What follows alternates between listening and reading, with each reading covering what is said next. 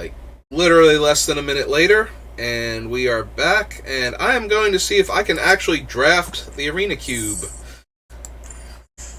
with any amount of, skill or ability to win a game real quick.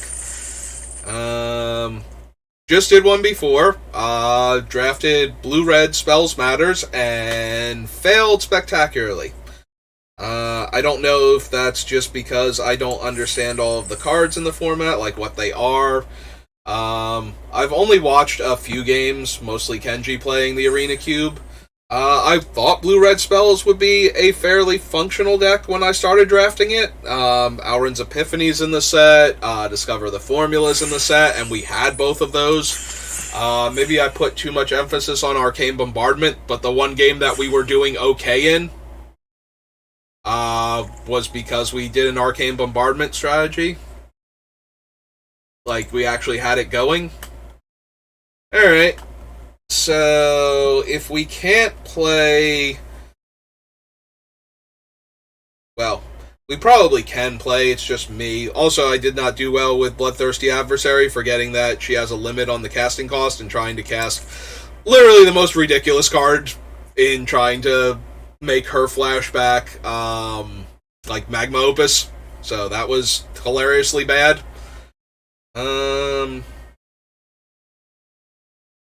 Alright. Well, we can just try and get right back on this horse. I'm leaning towards Counterspell, obviously, I've highlighted it.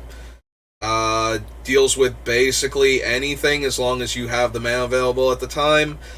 Maybe we can do like a blue-white control deck instead. Try that out, see if that works better. We could also be blue-black. This is the fixed Meat Hook Massacre, though, where it doesn't gain you the life. That's a lot worse for the controlling deck. There is a teleportation circle. We could try that. Like, I'm almost positive, because we have Displacer Kitten and Teleportation Circle, there should be, I think it's Bant colors primarily, a good, like, Blink deck that we could get going. The other option is to take Maze Mind Tome to go a controlling route with the Counterspell.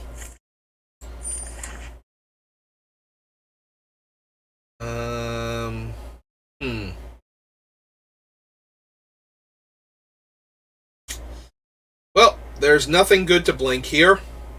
I think the most powerful card is Ob Nixilis. And he's 2 colors I'm already not.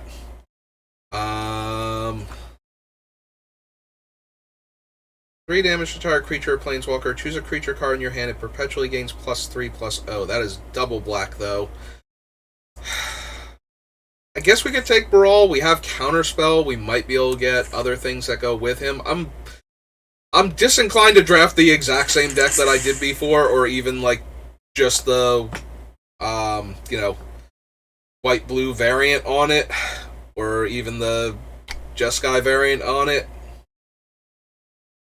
But...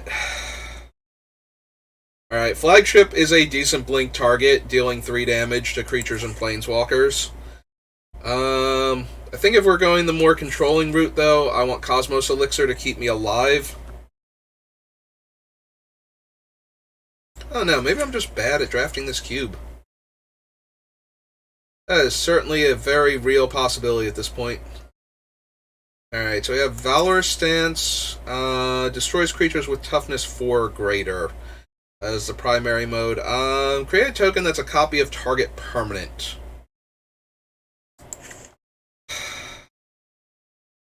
That might just be better overall.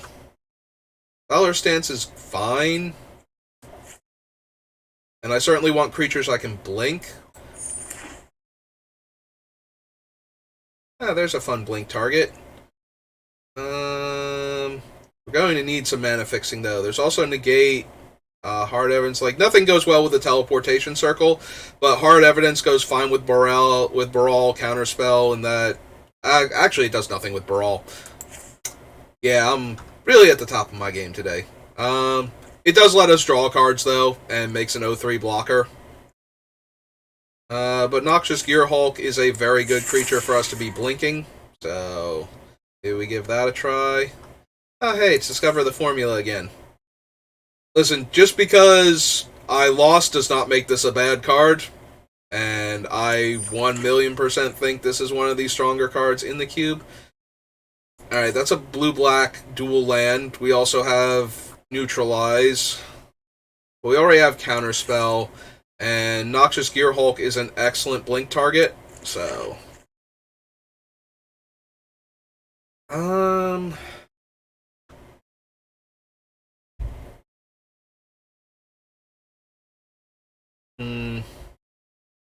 None of these are great for what we have.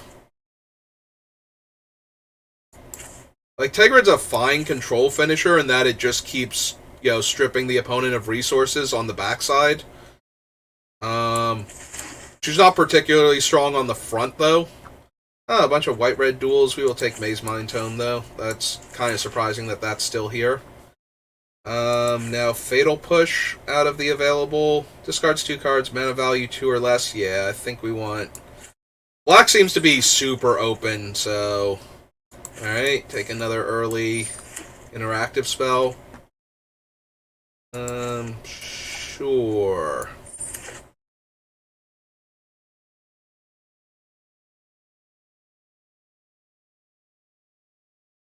Maybe we're gonna lose the white. We only have Teleportation Circle, and our only good target so far is Noxious Gearhulk. Who is a very decent target for it, certainly, but...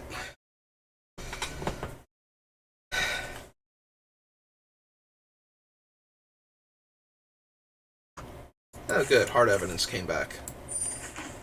Take that.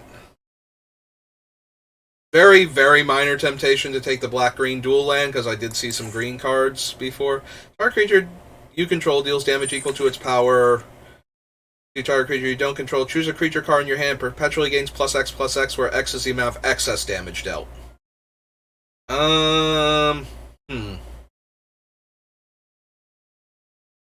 Languish. Shark Typhoon again. We do have a lot of non-creature spells still. Shark Typhoon is a very good finisher, even without, being all in on, big flashy spells. Just making a few large creatures, our opponents had to wipe the board repeatedly to get them out of the way before. Languish also fine for killing a bunch of little creatures. Maybe I want the Wrath more. Because we didn't get the other Wrath. We didn't get Meathook Massacre because it's the nerfed version. Alright, I'll take Languish this time. This is the one that buys back a spell, right? If you cast it, return target instant or sorcery from your graveyard to your hand. There's also the Coven. Alright, Coven does not go well with Languish because all of its tokens, or not tokens, but all of the conjured ones die, but they're just a beating. If you can't Wrath these things away, they will kill your opponent. Opponents need to get these off of the board. Gale's also really powerful, and we have a couple of cards that go really well with him. We also have a bunch of 6-drops. He's a 4.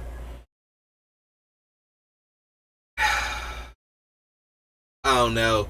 Maybe I'm giving too much weight to the Hourglass Coven for the other format I've played against it in, but they're just so disgusting. We can invoke Despair. We also have a Triome that adds our 2 colors. There's Rankle, who goes really well with Tegrid. Both the Invoke and the Rankle go really well with Tegrid.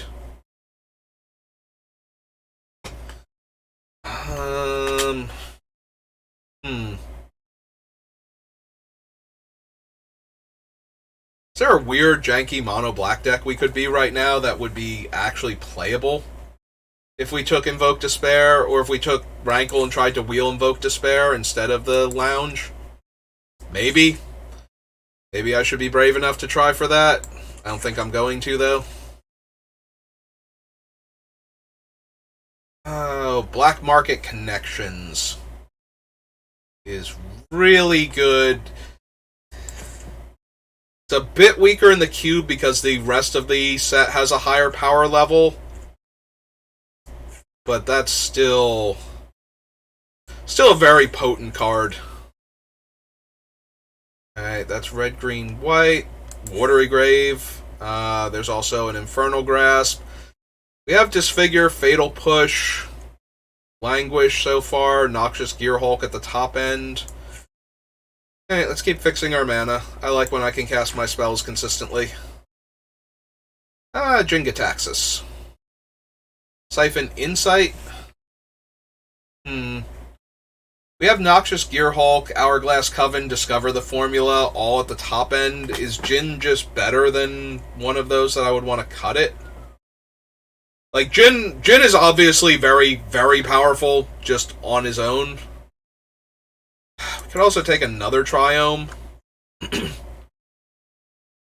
Siphon Insight's good when the opponent can't deal with their own stuff. When they have, like, good, powerful spells and not a lot of removal. Which, this is a cube, they're more likely to have spells like that. I think this might just be Fading Hope. Early interaction. We haven't seen any red cards that we'd really want to run.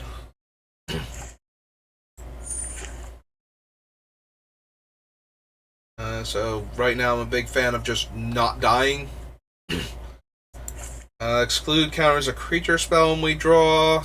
I don't think the Null Priest is actually going to be good enough, and I don't think we have enough for the Altar Ball either. Alright, we wield the Pathway. None of the other cards really do much for me. They're okay.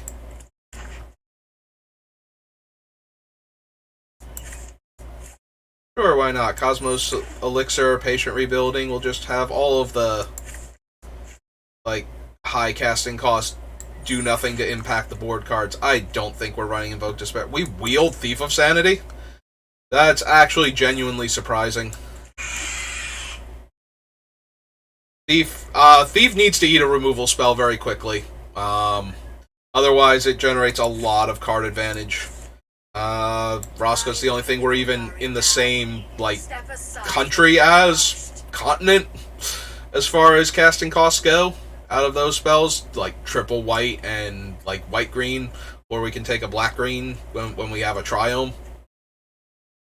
We're not running her, of course, but, you know. Actually, maybe I shouldn't say of course. I've not been playing well lately. Maybe I do need to make it clear we're not running Vraska. Maybe...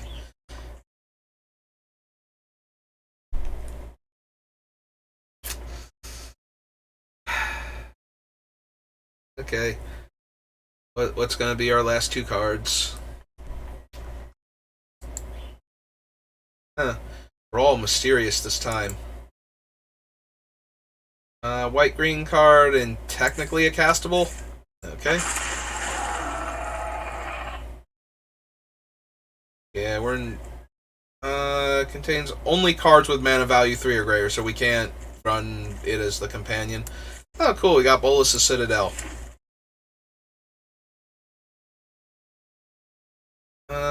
You may sacrifice another creature, destroy target creature opponent controls, return target creature card with mana value 3 or less from your graveyard to the battlefield.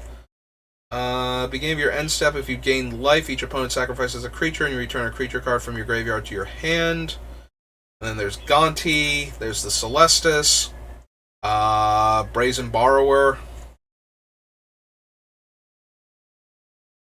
We already have Siphon Insight and Thief of Sanity. Sure, if I'm drafting poorly, let's play with the things other people drafted with. Maybe that'll help. Over Brazen Borrower? Yes, okay.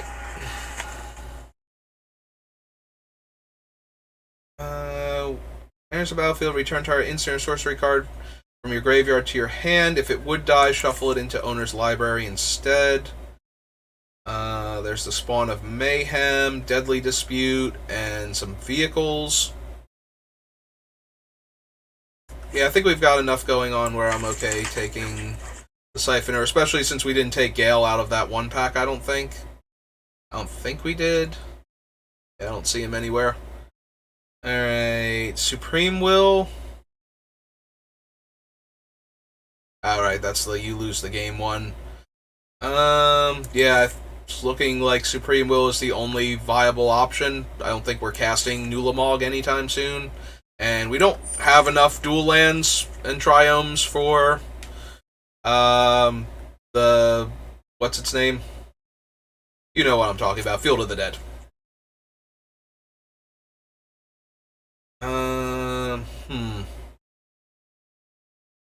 What's our creature count? 7? So yeah, I don't like Grazilax that much then.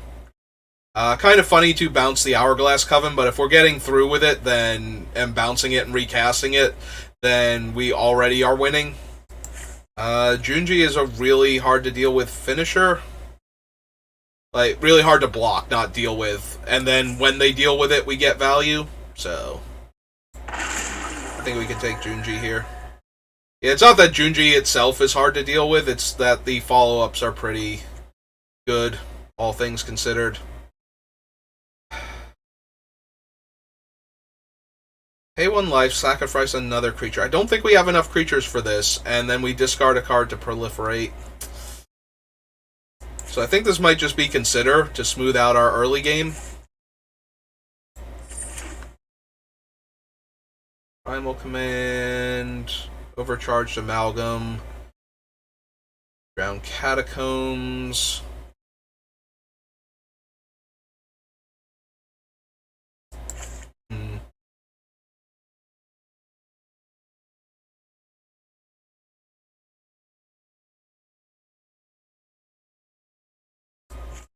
Yeah, okay. I'm down to have Great Mana, at least.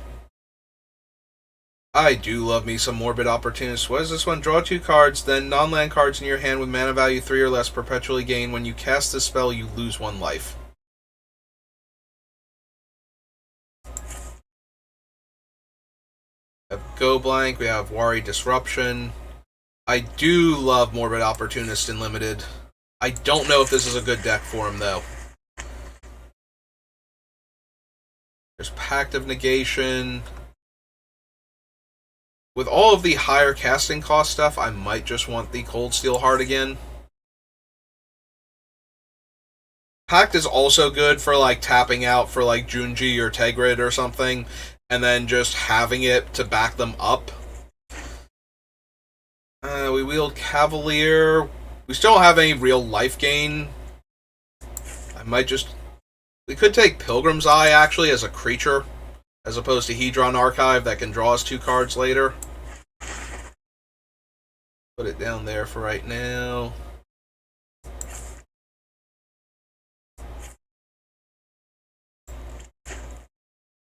Caravan. None of these are even kind of going to make it into the deck.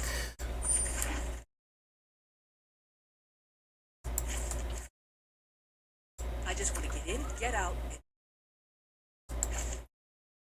And black was super open, at least. Oh, sure, let's take another Triome. And now we got Painful Bond on the wheel. I feel like I've got another, like, 0-3 coming in at this point. This deck does not feel particularly great at what it's trying to accomplish. I tried for a slightly more aggro build before with the red-blue deck where I had a bunch of early creatures I could play, and that worked out very poorly. But I'm looking at my actual spells, and the removal spells, a lot of them don't kill larger creatures, which was part of the problem I was having before. Like, the only real way to kill a large creature that we have is, like, the Gearhulk. And that's going to be really bad. We're going to run into, like, some big, dumb green creature. Elder Gargaroth is going to wreck us. Like, it's just going to knock our whole game sideways with the way I've drafted this deck. Unless we can exclude it, you know, like counter it before it hits the table. Maybe making our own copy. We do have red and green in our deck randomly that we can potentially hit to make it fight also. For the Mythos. I do like a lot of the cards that we have. I just don't feel like we have the cards we need to win. Also, we don't have any good artifact or enchantment destruction. And we don't have a ton of ways. I don't think we have any ways to bounce like a resolved problematic artifact or enchantment either.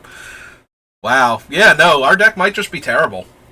Like, I'm taking cards that are in a vacuum good, but the whole of the deck does not look great now that I'm actually looking at it as its full, completed self. I guess we have Invoke Despair, but that's going to be really hard on the mana base. We have 6, 7, 8, 9, 10, potentially 11, 12 black sources in the deck. Right?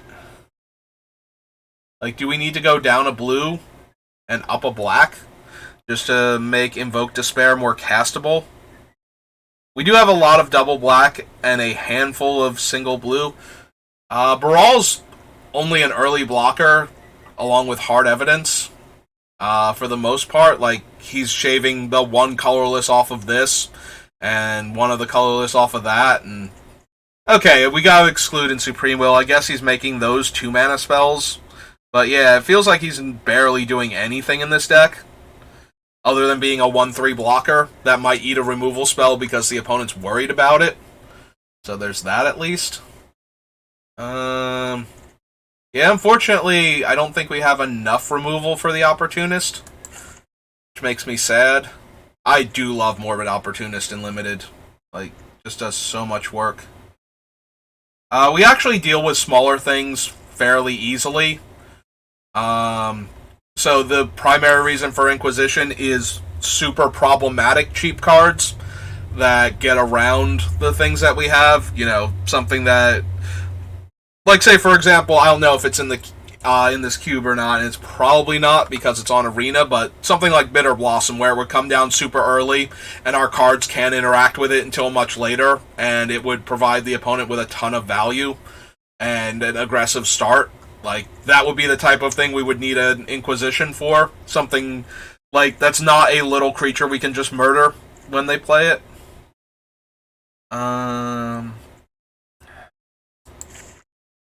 Guess Consider's weak enough we can cut it.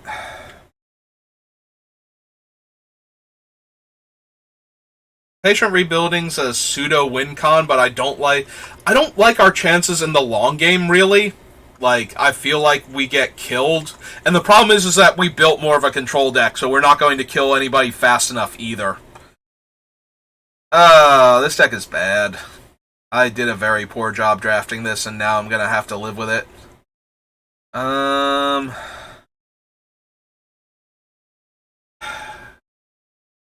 So is Black Market Connections bad in this deck, then? Since we don't have enough to back it up?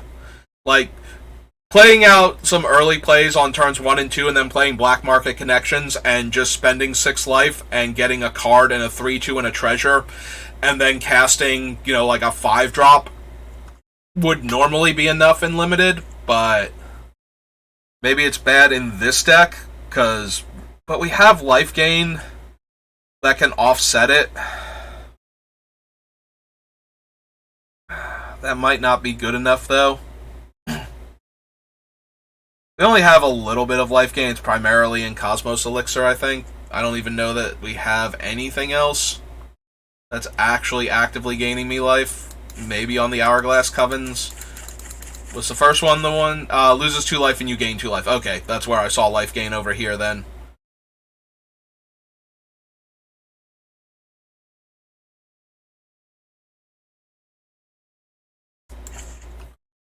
I don't even know if that's correct. That might be a very poor decision on my part.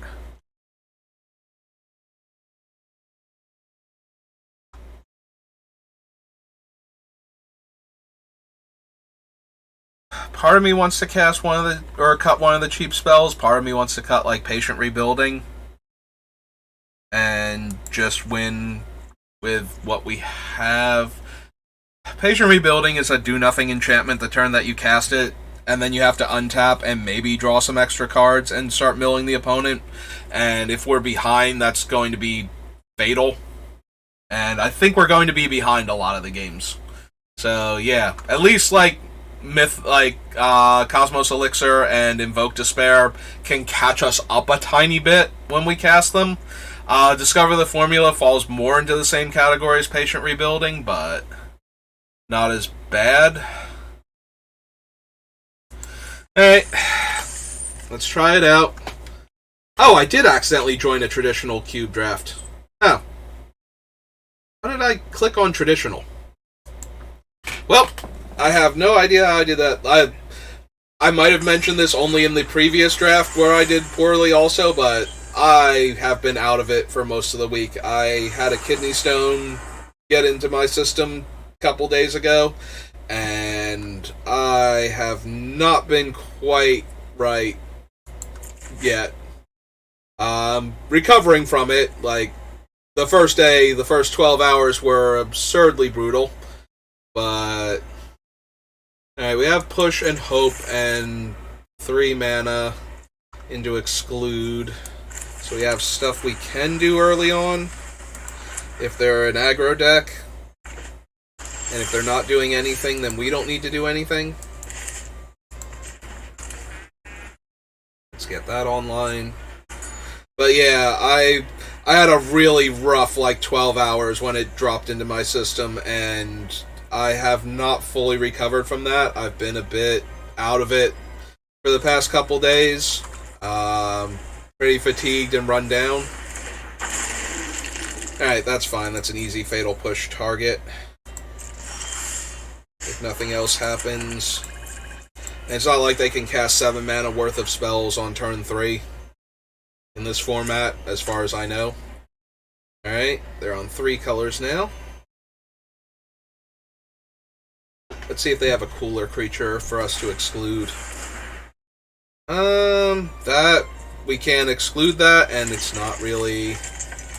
Okay.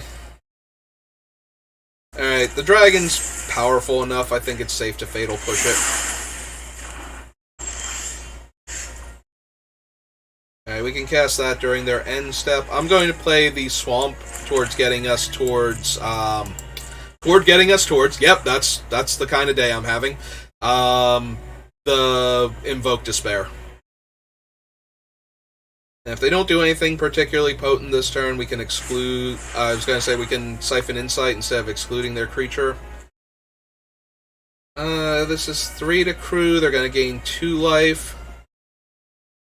I don't think I super care about it, but I think we might just tap out for Junji next turn. So, let's go ahead and counter it and draw.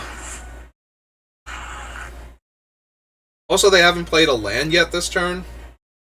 Not that that super matters, but if they played the 2-3, yeah, they didn't play a land. Okay, so we're just going to slam Junji now. It's any graveyard, right? Non-dragon from a graveyard. So we could also pay the 2 life and steal their Circuit Mender if we needed to. Are they just going to, kill Junji, exile him with something? Oh no, they play Domri. Alright. You have a 2-drop creature to follow that up with? Or are we just distracting Junji from our face?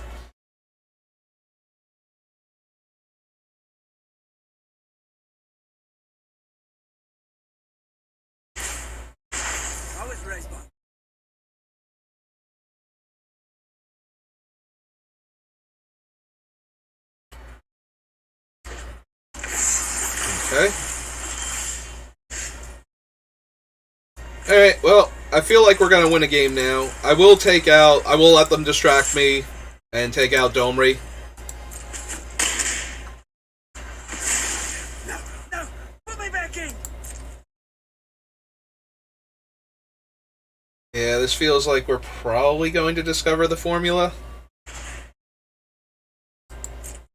Well, she's good, but she's way smaller than Junji, and she can't block him by herself. Also, she's going to have to start attacking eventually, if she gets big enough to do anything useful. So, we've got that going on for us. Tapped for white and are passing the turn. Alright, Yeah, okay, I'm down. Let's just get 3 fresh cards. Alright.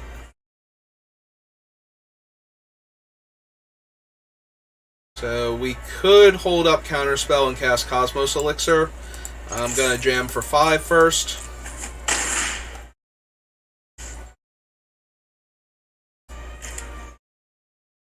Yeah, okay. As long as it's leaving up double blue, I had to make sure Auto Tapper wasn't gonna be a jerk to us. They might have a big enough creature that I would want that. We don't have a way to make green mana, so we can't make them fight each other, but just making a copy of one of their larger creatures. Ah, cool, they have the Immortal Sun. So that gives their guys +1/+1, gives them an extra draw step, makes their spells cheaper. I think we have enough ways to deal with their creatures, like between the Noxious Gearhulk and bouncing it, and just having blockers while we fly through for 5 damage a turn, and copying them, that we don't need to give them the Immortal Sun too. Just to take away the extra draw step, more so than anything else. Alright, let's let Junji get in there. And yeah, we can play Inspector Craven. Oh right, our life total's high, we just draw cards now.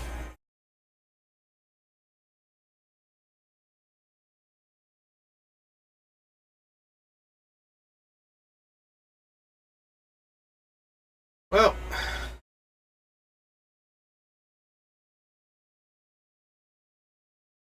I don't know, maybe the more competitive players are just in the other queue. Yep, our opponent has seen enough. Junji's gonna eat them in 2 turns, and we have a ton of cards. Alright, so since sideboards actually matter, and I did not draft appropriately for that, I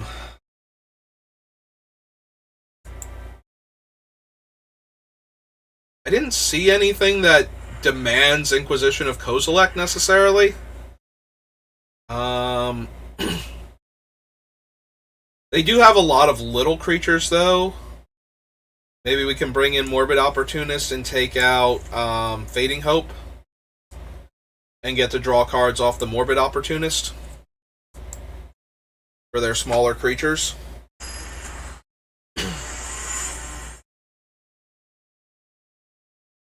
Take a sip of water while we load up.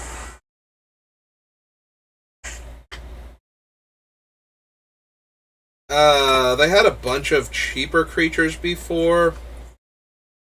This hand is potentially very slow. Integra doesn't do much. It does have enough mana. They've taken a mulligan. Alright, if they're already down a card, I'm going to try this. The downside is if we don't draw early interaction and they mulligan into an aggressive hand, we're going to get eaten alive.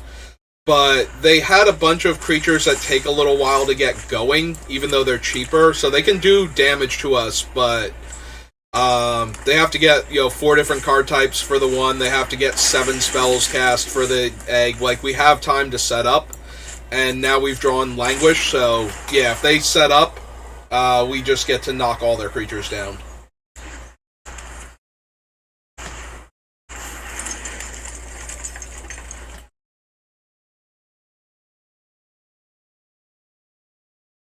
I think I'm just going to run Tegrid out on turn 4 as her Lantern and start using her since the opponent mulliganed. They're already down to 3 cards in hand. Alright. I'm okay with trading the Morbid Opportunist here. Like, if I cast him and he gets killed in the Languish, we're still going to get to draw a card off of the Smoldering Egg dying. So if we eat any more creatures than that, we're still getting card advantage for the Languish.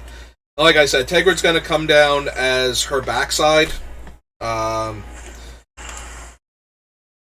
If they sacrifice a creature for the Lantern, then we would get to... Oh, they don't even have any creatures. Yeah, they start off very slowly, so I'm much happier with our keep now.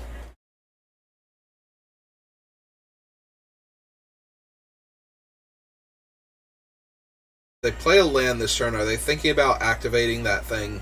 Because if they didn't play a land and they want to look for land... But yeah, they're already down to 2 cards in hand. Okay. Oh, but they did play a land, so... I don't even know... I am very confused. Alright, we're just going to run out the lantern then, and we're going to start activating the lantern. They're probably going to lose life, but, you know. That's fine.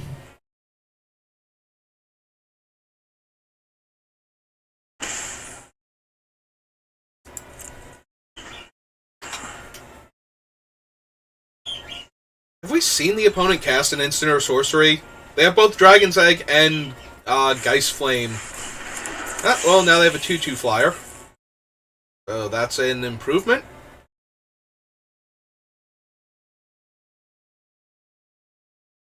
I suppose. Over the nothing that they've had before.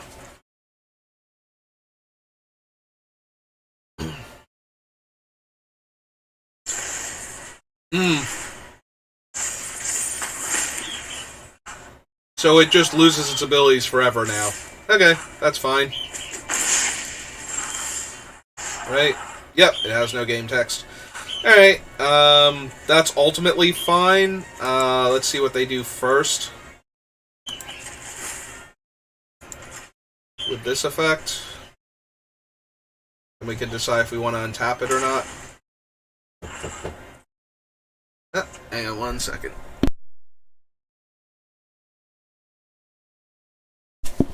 Alright, so my brother coming home to let me know we have dinner, so as soon as I'm done with this draft, I'll take a bit of a break.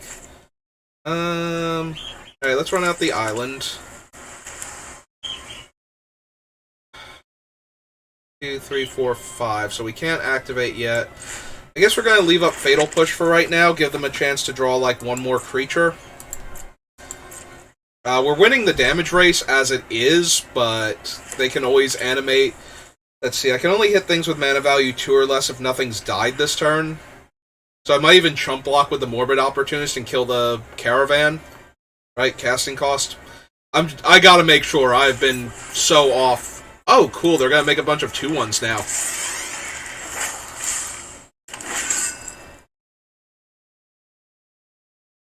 Alright. Cool. Yeah, if they use this... Oh, no, they tap the Caravan, so they're just going to attack for 4 in the air. Alright.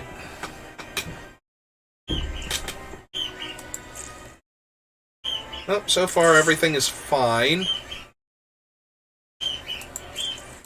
Go to 14. Opponent is out of cards in hand, so we'll draw a card here. Go to my turn. Alright, there's Gonti. Alright, first things first. Activate the lantern, target them, see what they do. Probably take 3 damage.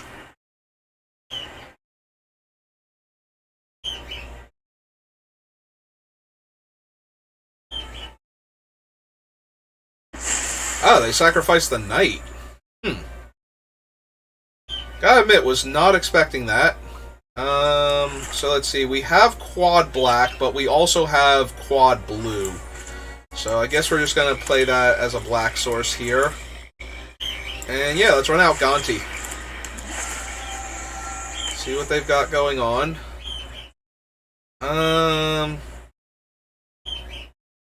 Return a creature they control to owner's hand. If X is 3 or greater, make a 4/4 elemental token. And 4 or greater, we do all of that. Alright, I'm down. Let's take multiple choice. Which actually does combo with their Dragon's Egg. Like, that would have been a perfectly valid thing. Like, they can cast it for 7 if they have 7 mana and just flip the egg immediately. Because it's not limited to 4. So, I guess technically they could cast it for 6 plus the blue. Alright, now they're going to crew the Caravan. And yeah, I think I'm going to go with the chump with Morbid Opportunist plan. And Fatal Push the Caravan afterwards, because it's the only thing that's hiding from Languish right now. So... And the Morbid Opportunist has lost all of its... Oh, cool. They're expending all of their resources. Alright. I am fine with this. Oh, they found their Circuit Mender and we'll cast it. Kind of a bummer, now they get to draw a card off it dying, but, you know, should be fine. Oh, they tapped... I didn't even notice that they had tapped the Caravan, so they crewed the Caravan and then did nothing with it. Yeah, okay. Go to attackers then, because that's even worse for them. Alright, let's draw a card.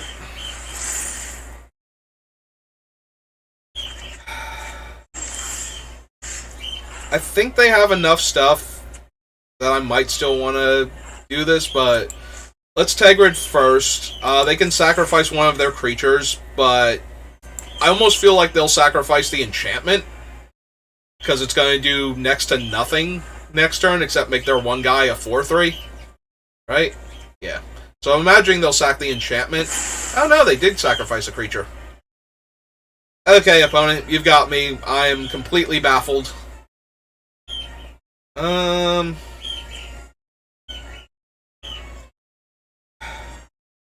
We can't flip the egg, though, if we copy it, so that's not going to help anything. Alright,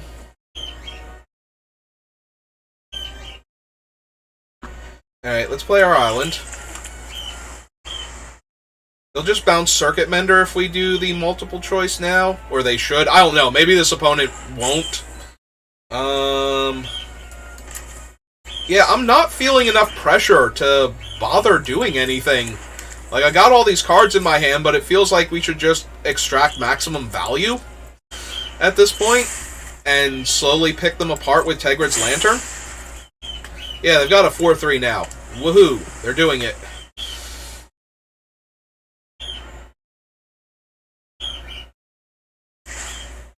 Okay, now they're activating it ahead of time. They can tap their Caravan to cast that. That's fine.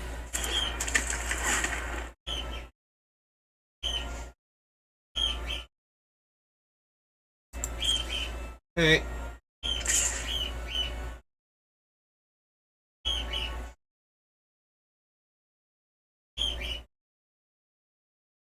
So 1, 2, 3, 4 to untap it. That leaves us with enough black to Fatal Push if we need to. Alright, so let's untap the Lantern.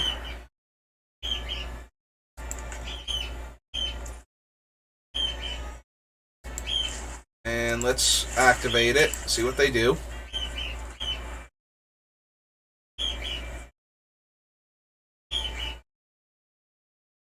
See which one of their cards they feed to it first. Okay, it is going to be Circuit Mender, it looks like. Hey.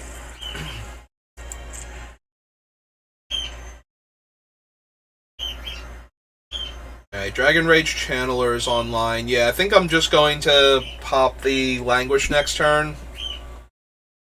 So I will block with the Morbid Opportunist.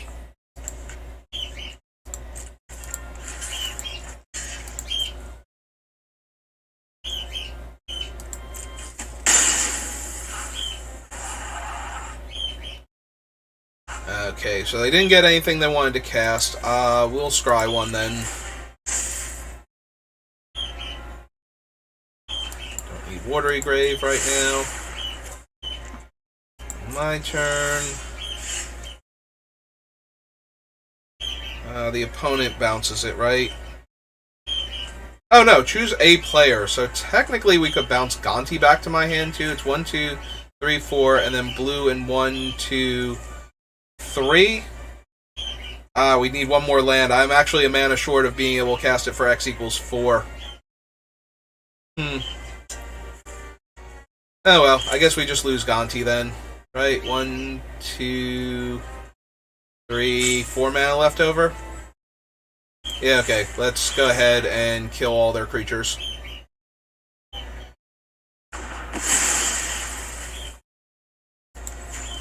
And now let's activate the Lantern.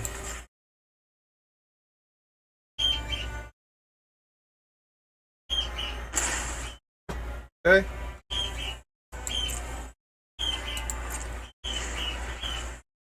Alright, their graveyard count is 7. The Phoenix is... how many cards? 3 other cards. So technically they can resurrect it twice. Once we kill it a few times. So...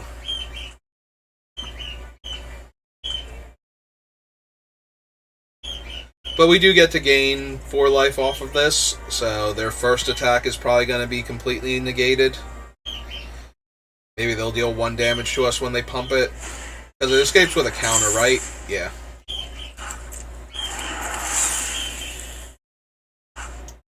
Nope, they have no red.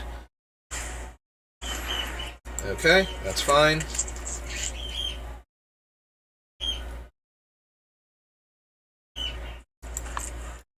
Swinging for 3. Okay, yeah, I'm more inclined to keep activating Tegrids and keep pressure on them. I think the Scry is fine here.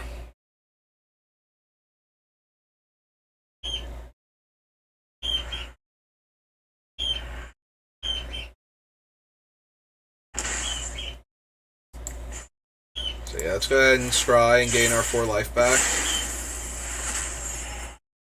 Don't need a swamp, I don't think. I didn't think we needed the other land either, but then we could have done cool things. I did put that on the bottom, right?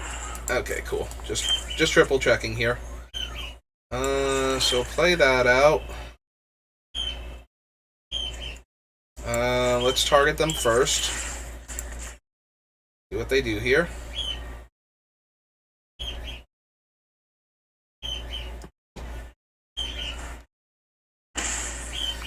Okay. And we will cast Noxious Gearhulk, and we will kill the flyer, forcing them to recast it again, and gaining 3 life in the process. And yep, that's good enough.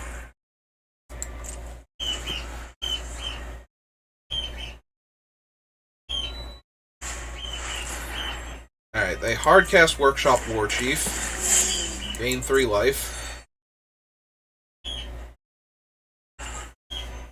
Means I can't cast the Phoenix now.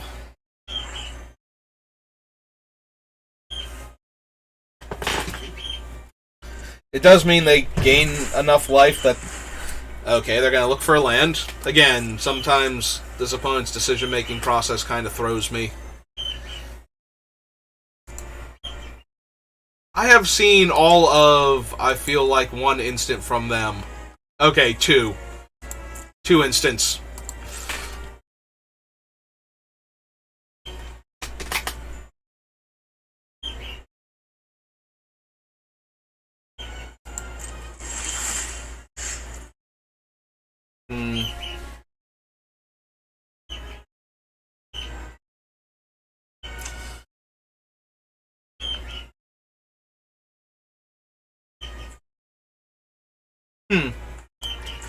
Alright. So if we do the red and green, it's any permanent, right? So yeah, let's do that. We get a second Noxious Gearhulk. You may destroy another target creature is on the stack first, and it fights is underneath that. So... let's see, this is... enters the battlefield. If it's a creature, it fights up to 1 target creature you don't control. So we fight the Palladium Mirror. We kill the Workshop Warchief.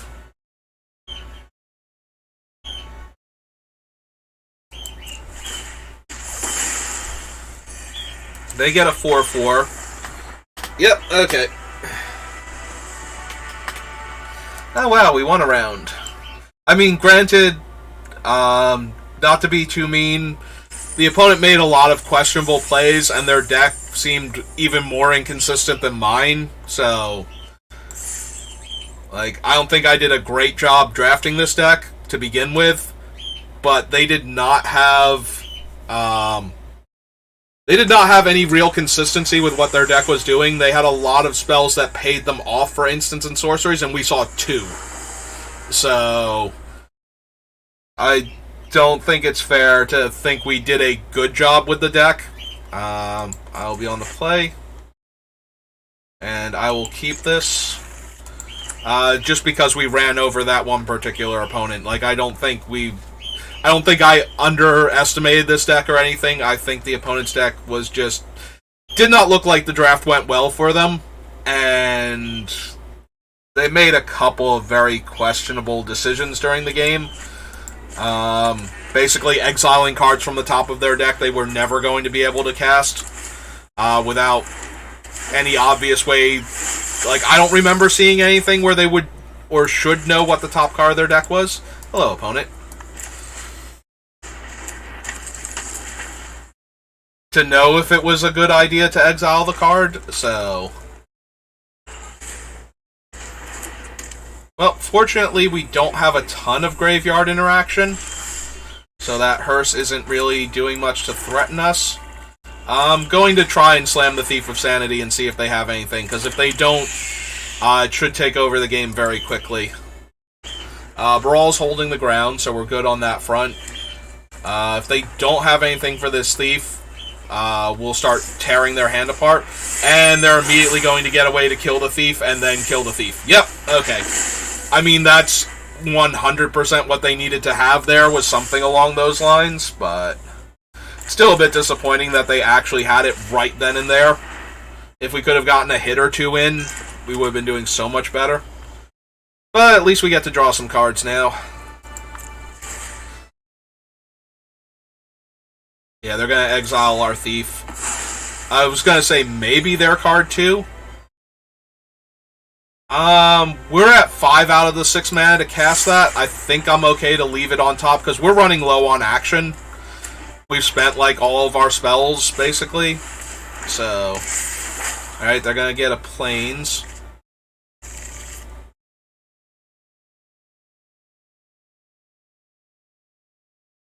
Are they thinking about animating the Hearse for whatever reason? They can't, right? It's crew 2? Okay. So we have quad black and only double blue. So I'm going to get us an extra blue mana now. Oh, right. Discover the Formula is only 5. I thought it was 6. Such a dumb card.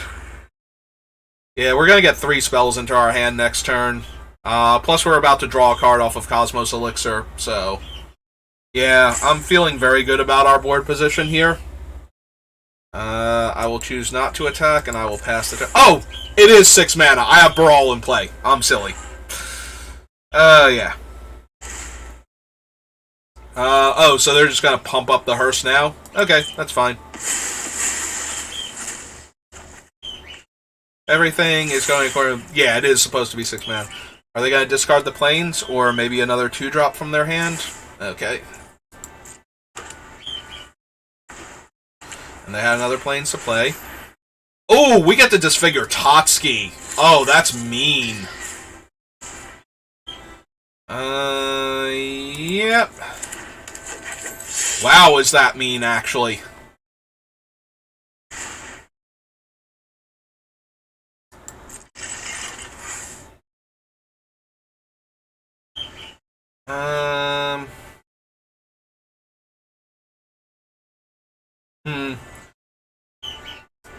We can also kill the Hearse here, is the thing. But we have other ways to kill the Hearse. Actually killing Totski. This is going to be our one chance to kill the Hearse, though. And then either way, we don't get to cast Discover the Formula this turn.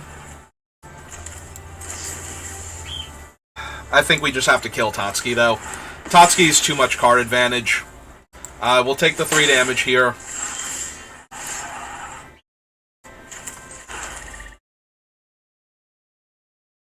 I want to kill Restoration of Iganjo with Noxious Gearhulk, so we'll hold off. Plus we're gaining life, so... ooh, Gonti can actually trade with the... I think when you seek cards, it doesn't shuffle your deck. If you don't get... like, if we don't get Gonti, we will still have him on top here. Like, he should... excuse me, I just bit my lip. He should stay on top with that effect. I believe that's how Seeking works. I'm not 100% sure. I barely ever play with these cards.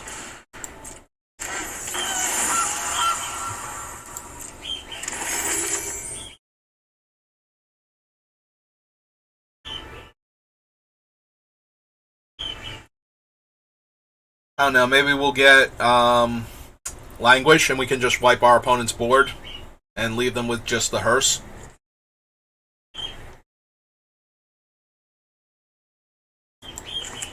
Regardless, I'm very interested to see what we get off of this discovery now. Yeah, I'm not 100% sure it was correct to kill Tatsuki over the hearse, because the hearse will keep growing.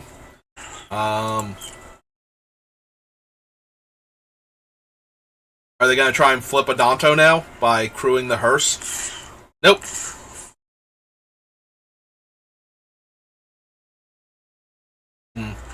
Alright.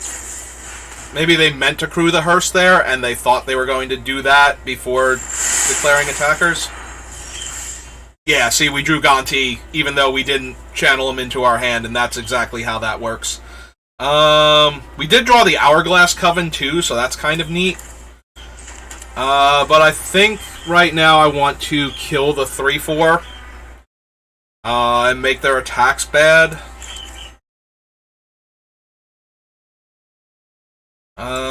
We also have access to this. Do we want to make... Would we like to make our own 3-4 that makes 1/1s and kill one of their creatures first?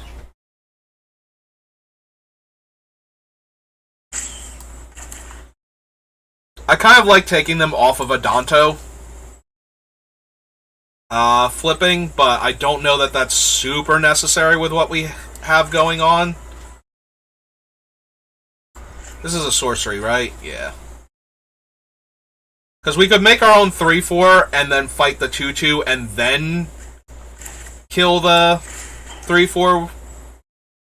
So... Oh, right, we won't get to fight. We're just making a 3-4 here. That's true.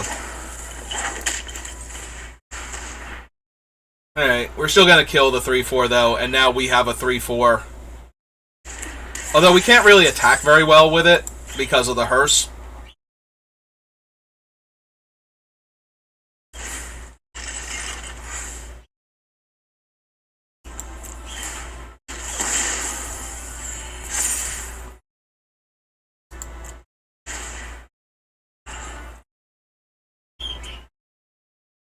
They're going to eat the 2 cards out of our graveyard, make it a 5-5.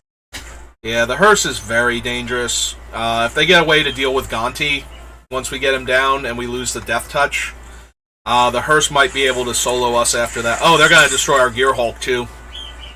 Or our Cosmos Elixir? Maybe they'll destroy the Cosmos Elixir and leave us with the bigger body. Nope, they got rid of him. Okay.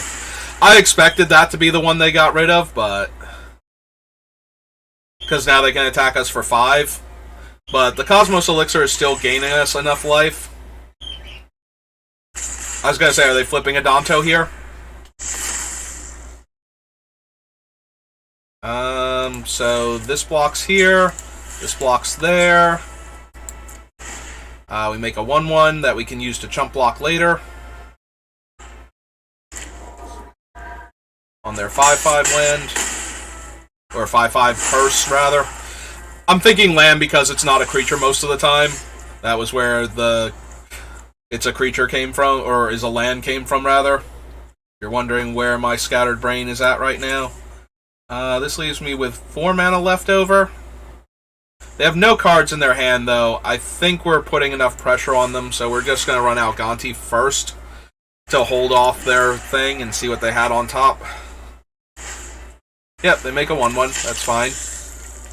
Well, apparently they were drawing Stone Nothing, so unfortunately I think we helped them out there.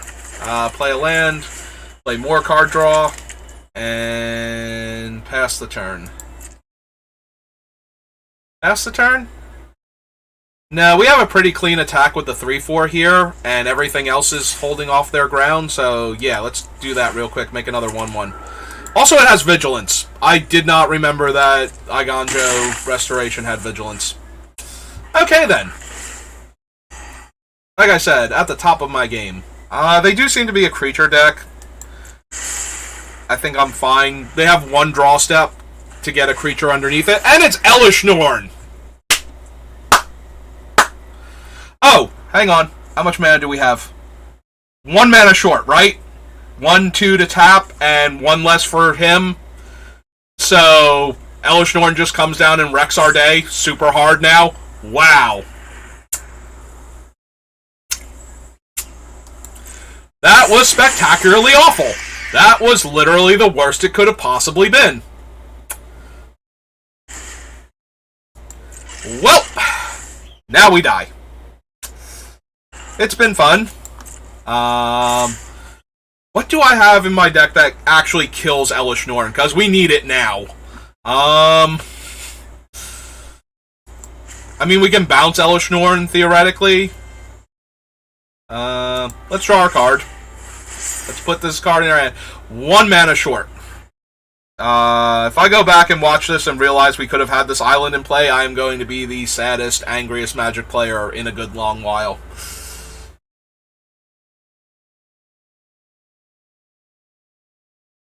Seven, 8, 9, 10, 11, 12. We're getting attacked for 16. I don't even think we can afford to not block here, is the worst part. So if we're going to block, we need to block on the 7/7 and take 7. God, this is awful. Okay. I'm going to put a stop on our upkeep. Because we are definitely going to do something with this.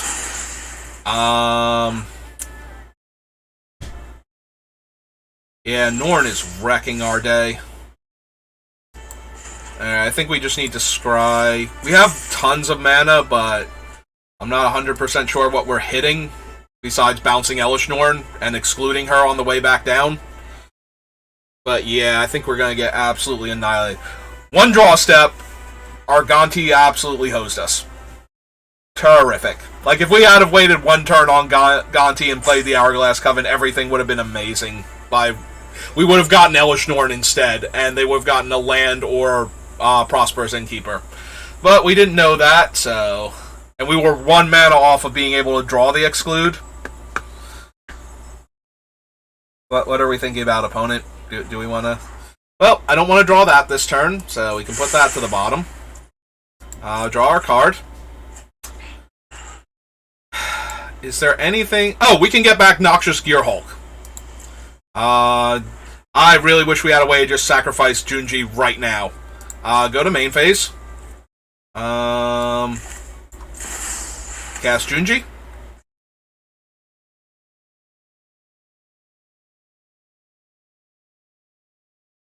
Oh, it's holding priority because technically they can tap Elesh Norn to crew the vehicle again. And play out the land and pass, and we get to gain 2 life here. Yeah, Junji, as long as we don't go below 2, gets us Noxious Gearhulk back to kill Elesh Norn and gain us 7 life. And that might be enough at this point. Okay. That was one of our outs, technically, for what we have available. We will scry that to the bottom.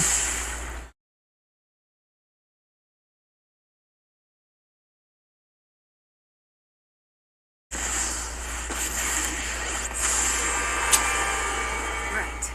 Let's clean up this town. Show them what you got. Sure. First strike is actually good. First strike is... Wow. Wow, they messed up. First strike is the worst.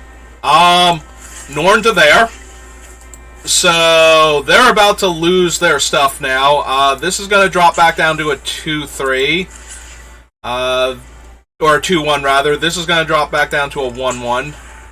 Actually, here. This should go there, and this should go there. Yeah, that was actually a huge mistake, I think. Giving Norn first strike.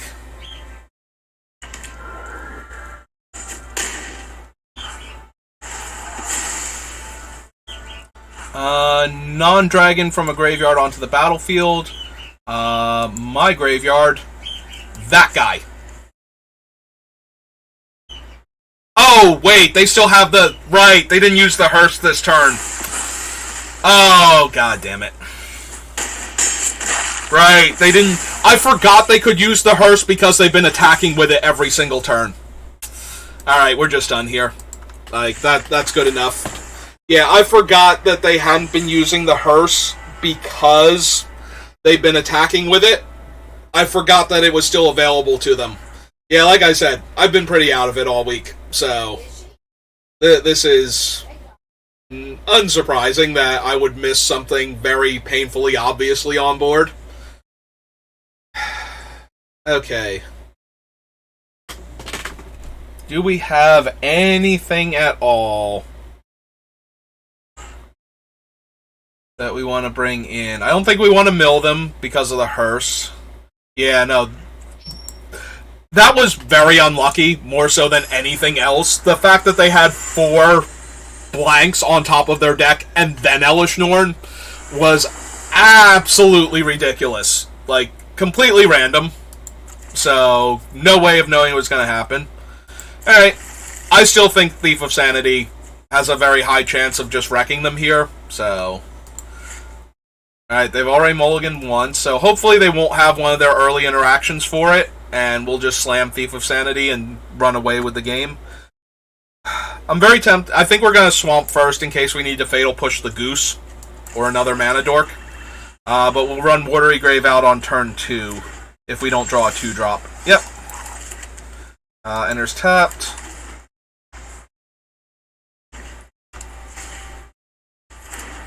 Don't really care about the 1/1. That was so absurdly unlucky, I feel like, to hit exactly the way we did. Alright. They're free-rolling this attack, I think, but they might have Patriarch's Scorn. I'm kind of surprised they're not using it then to shut off the Thief of Sanity, like his ability, if they have that. So we get one of these. And we can spend mana so or mana of any color. So I'm inclined to take Settle then, seek a land, and then get a 4-drop from our deck.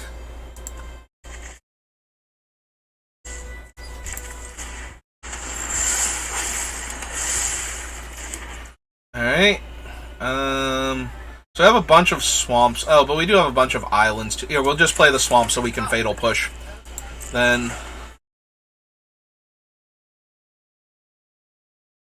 Yeah, we might be Mythosing our Thief of Sanity and just taking every card from their deck.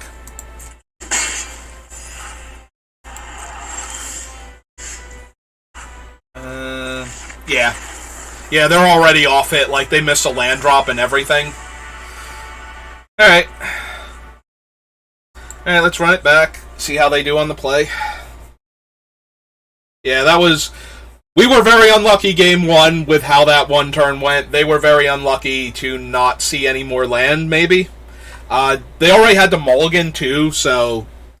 I have to imagine 2 lands in the opening hand, and the potential to flip Adanto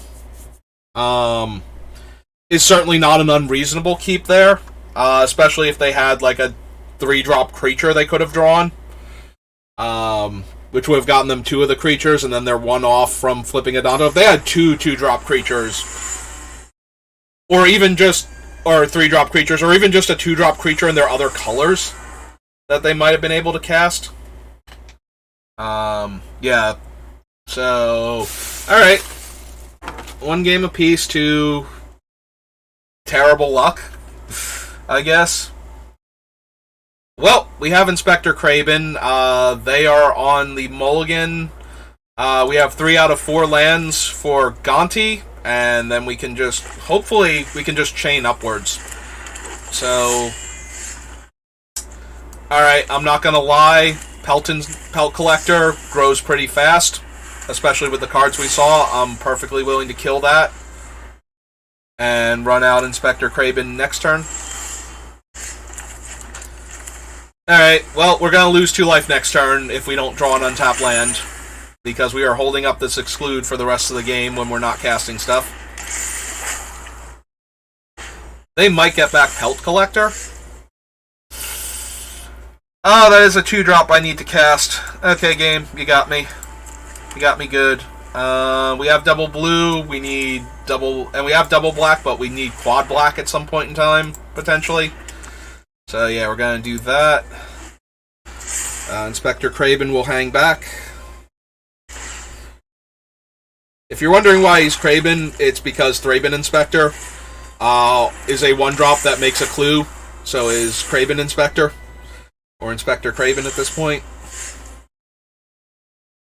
1, 2... Yeah, would not mind another black here. Another black would be pretty cool. So they made that a 3/3. This is also a 2-drop, but they already got past that point. Oh, that is Scavenging Ooze. For some reason, I thought they had gotten back Pelt Collector. That's Scavenging Ooze. Okay. So my graveyard is, again, not the best resource. We can sack the Clue to try and draw a card, but if we don't draw a land, we're not holding up Exclude. But I do want to get this Invoke Despair sooner rather than later. Alright, let's draw a card. I would really like an untapped land. Okay, we hit. So no attacks, pass turn. Now we're holding up Exclude if they cast a creature this turn.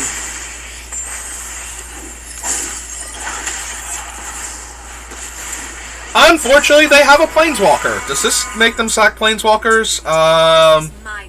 Okay, it does actually work on Planeswalkers. And they destroyed Cold Steel Heart. Wait, what can I actually do? Tap it for mana? I guess? Cool. They're not gonna cast anything else. We can't exclude anything. And so we need another untapped land if we're going to Invoke Despair. We'll take 4 for right now, because the crab is at least holding off. Well, I guess we lose. Yeah, nice Elspeth. Well, I can't interact with it. Alright, we'll cast Gonti. We'll see what they had on top. Maybe we get something. 5-drop. Topiary Stomper gets us a land. Prosperous Innkeeper gets us a mana and gains us life. We need 7 lands for this thing to be online. Yeah. I don't feel great. We can only cast spells, right? You may spend mana or mana of any type to cast that spell, yes. So we can't just take a land and play it. I didn't think so.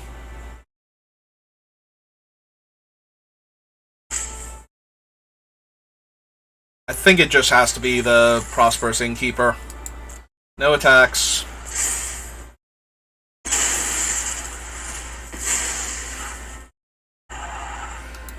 So now they get to grow and make their thing fly. It is now their only enchantment, so Untapped Swamp is still good here. But we are getting our rear end kicked super, super freaking hard right now. We're taking 8, going to 8, and now they have another even worse creature to sacrifice. Okay, Inspector's not going to do much better than blocking a 4/4 at this rate. We might have even taken more damage if we had let it go through, so... Yeah, everything is awful forever, and we are just going to lose this game. Maybe. I was going to say maybe if this is an untapped black source, we can get back into this, but this is clawing our way back in. So they're going to lose the 1/1 token. Technically, they should probably lose the Architect here, because then they have no enchantments, but maybe they miss that and sack the token, and we get a little bit of extra value.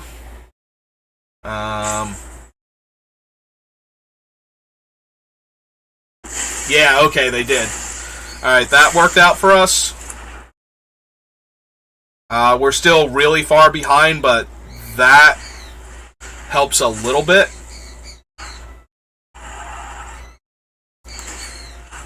Yeah, also the fact that we have no creatures for them to eat with Scavenging Ooze. Also, we had no creatures for them to eat with Scavenging Ooze. They basically just shrunk their hearse by 2 cards. Cool! Next creature spell you cast enters the battlefield with a +1/+1 and a flying counter or a lifelink counter. Sure. Cuts us in half. Do they have a creature they can eat? Alright, Pelt Collector. So we go even lower than half. Yeah, no, everything's been pretty awful so far. Is that enough? Does that even do anything here? We have 5 mana.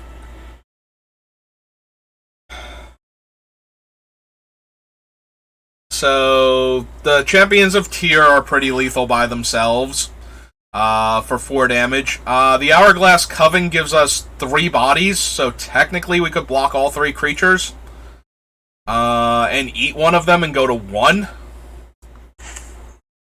Oh, wait, we can't even cast the Hourglass Coven because they're 6 mana. Yeah, we don't even have that.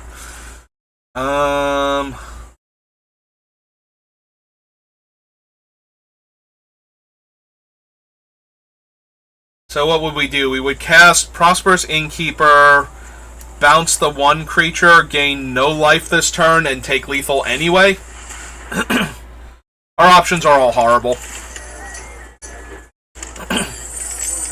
Right, like we can bounce the 4/3 and counter it on the way back down, chump and take 4, I guess? Kind of, maybe?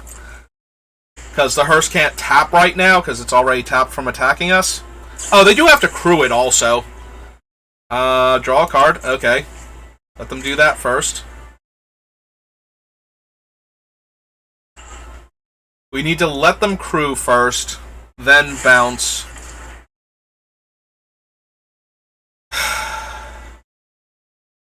Oh, this is to make the 1/1 also. This isn't even to cast it. Okay.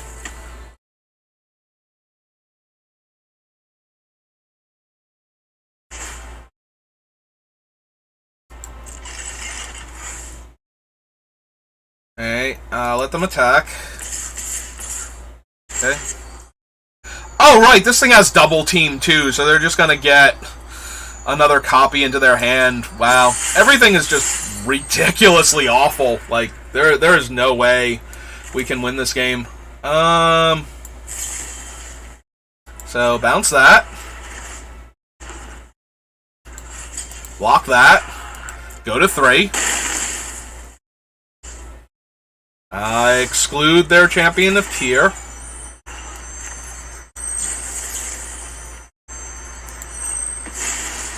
Draw a card.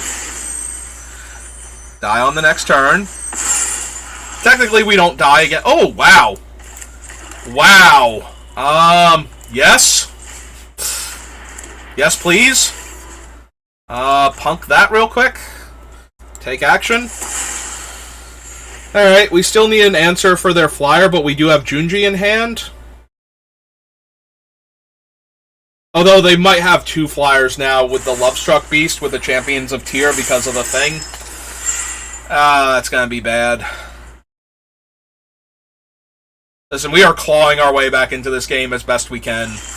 This is all we have to work with, so it's going to have to be enough.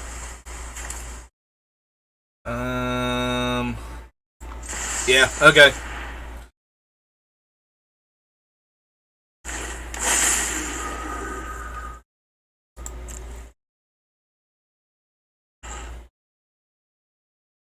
We're gonna eat 2 cards out of our graveyard, make this thing even bigger.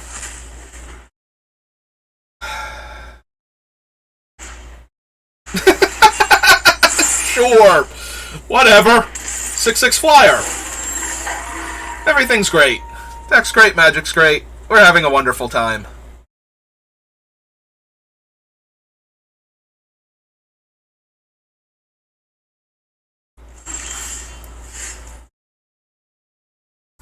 Okay. So we need a bunch of bodies. So let's see which witches we get.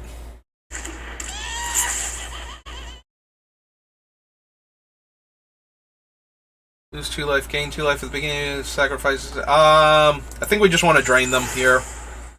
-2, -1. At the beginning of your upkeep, each opponent discards a card. Each opponent loses 3 life unless that player sacrifices a non-land permanent or discards a card. They're at way too much life. I think we need to shrink down their creatures and get rid of like these little creatures. so that way they can't attack with Lovestruck Beast anymore.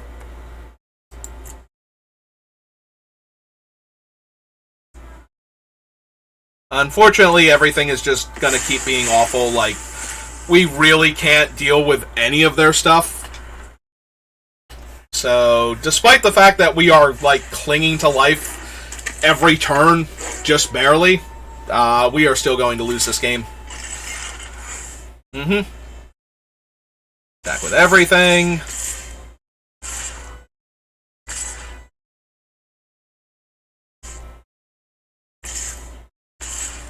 Literally everything? Okay.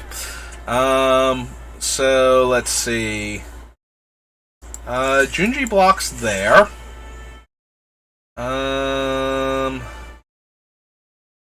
Somebody has to block the stupid ground thing, unfortunately.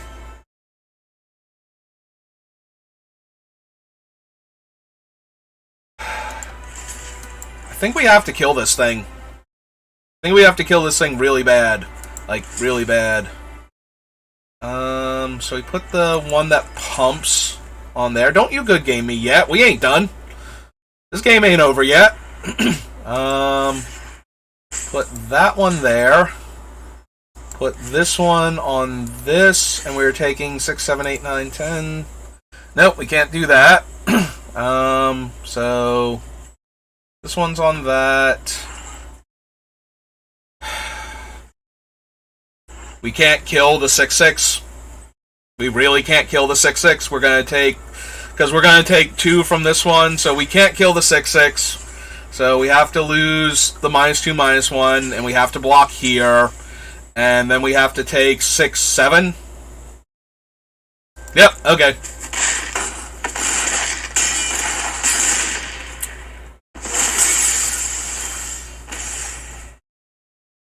Alright, so we drain them 2.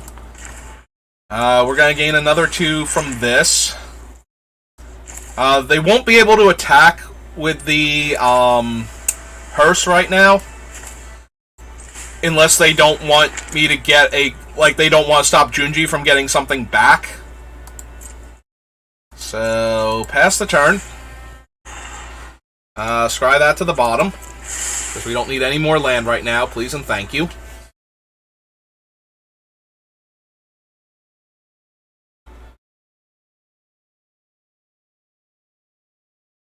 Alright, let's see what they do. They have a lot of options, and a lot of them are pretty fatal for me. Okay, so they're not going to use the hearse.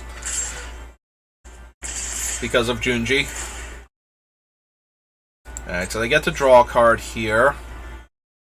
So we're going to go to blockers. Junji blocks the flyer, because he has to.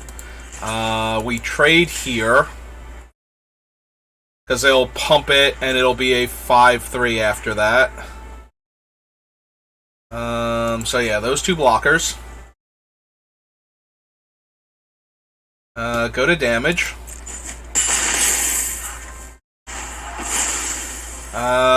We will have them discard 2 cards and lose 2 life.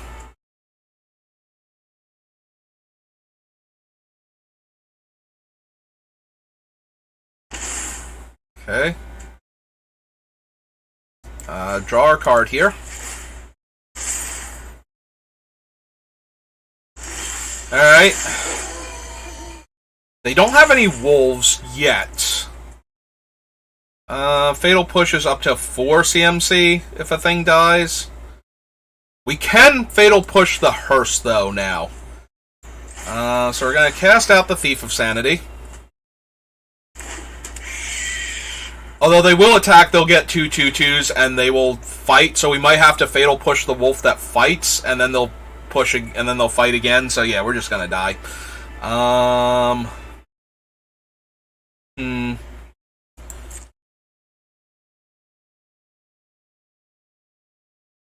They currently have 1, 2, 3, 4 creatures they can attack with.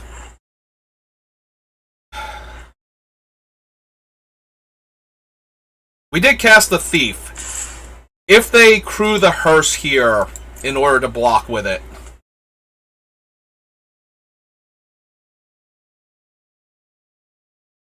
then our Fatal Push will flip the Tovolars back over.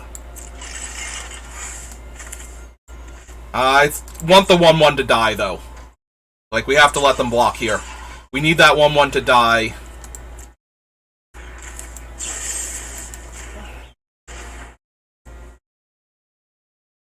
They can exile 2 more cards, but that's cool. Yep.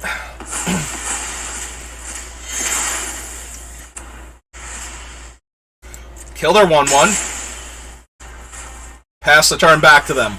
Yeah, you good gamed me before. What do you got now? Flip your wolf back over. I don't even die of the wolf now if I want to take 6 in the air real quick. I might still be dead. They can top deck anything. We are living on the edge here. Yep.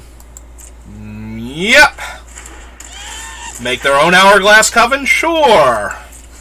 Why not? Why not, opponent? Just have everything every turn. I wish I had everything every turn.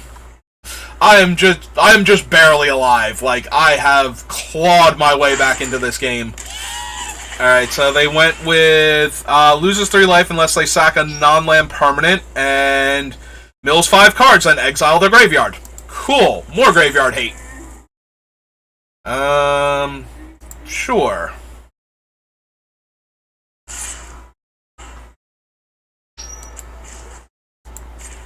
Alright, let's see what the top card of my deck is real quick. There's a Swamp. That's not helping anything. We might need the top card of our opponent's deck real quick then. Yeah, that's not Languish.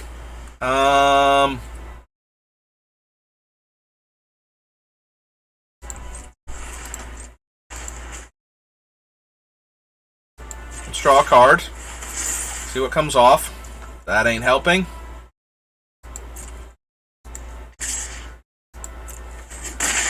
Yeah, unfortunately... Oh! 1, 2... Hang on, I can't see the battlefield. 1, 2, 3, 4, 5, 6. Did I play a land yet this turn? I don't think I did. Ugin is... Oh, no, Ugin's 8. God damn it. Come on! Come on, Ugin.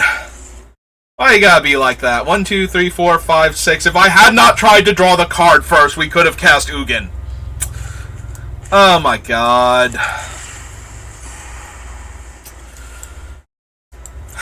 And now we're just dead. I will discard a card. I will discard the Swamp. They just have to attack me, though, I think. Wait, can they? Do they have enough to attack? I think they should. I don't know. Maybe they screw up here.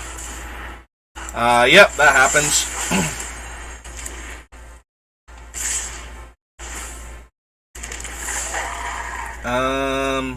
So, oh, he's also 7 power now that he's flipped. So, yeah, that just does it.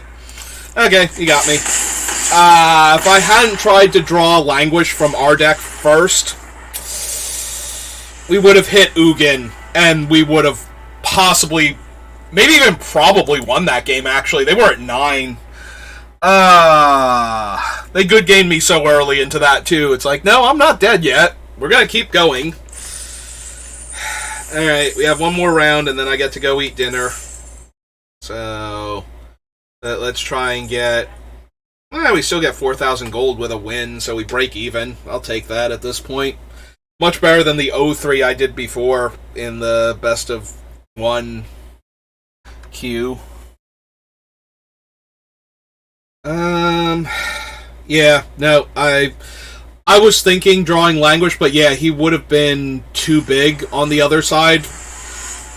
I forgot that he's actually bigger for some reason. Like, yes, all werewolves are bigger on the other side, but he's already a 6/6 base.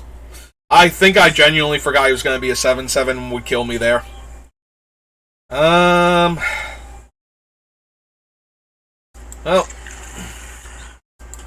Hello, Cat Pasta. How are you? Oh, Watery Grave. Well, we still want to play Inspector Kraben here, and we have triple black now in our hand, so I feel safe running that out.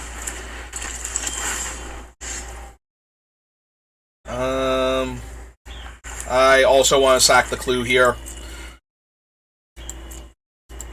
or possibly cast Siphon Insight, but I think the clue... Can we play lands off Siphon? Opponent's library, exile one of them face down, put the other, you may look at the card and play the exile card. Okay, so if we hit a swamp, since they have played a swamp... Oh, sorry, opponent, you may attack. We could play it if I wanted to. We have enough land for right now. Yeah. Inspector Craven is 1,000,000% blocking here. That is his raison d'etre, is to soak damage while we do other stuff. Sedgemoor Witch. Well, that's gonna resolve, because we can't counter it. Opponent potentially has a lot going on in their deck. Lots of instants and sorceries we could hit, but I think I just like drawing our card here.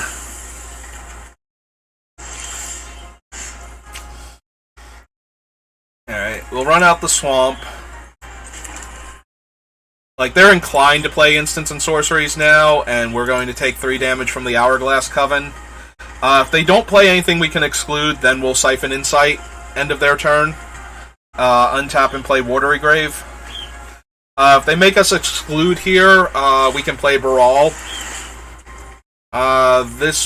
What mode did we choose? Target opponent discards 2 cards.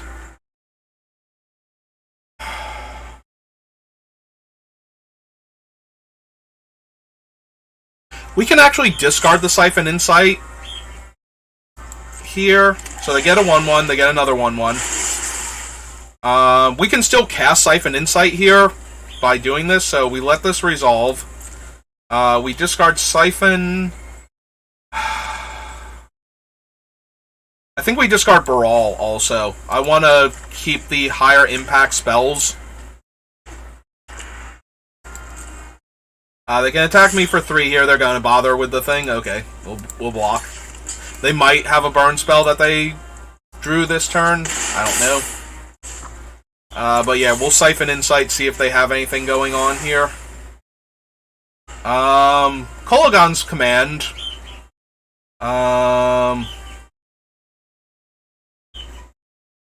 Destroy target artifact, deals 2 damage.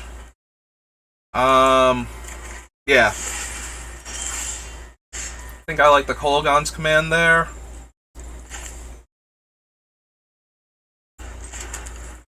This can enter tapped.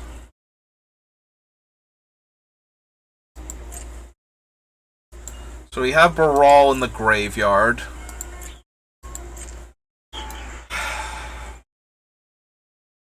It's gonna really hurt killing Sedgemoor Witch here.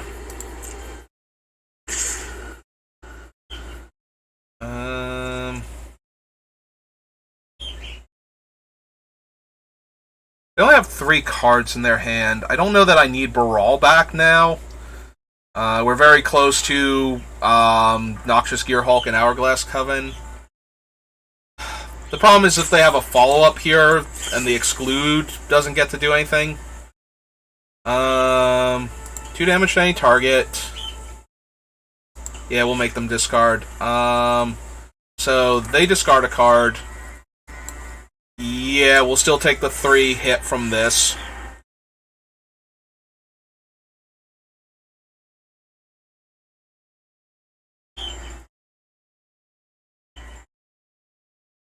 But that'll be the last 3 hit from it.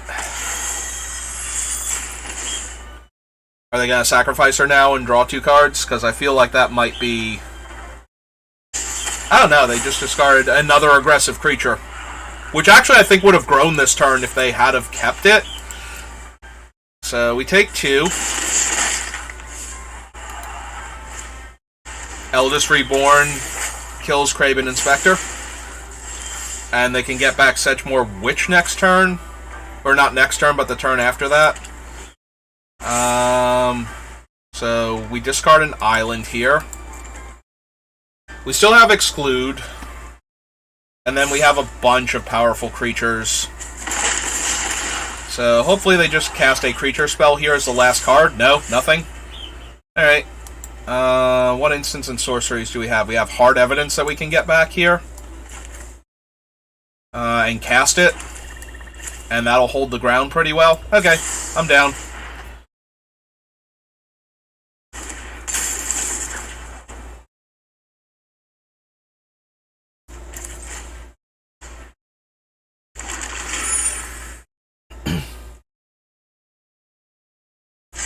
so they get back their Sedgemoor Witch, most likely.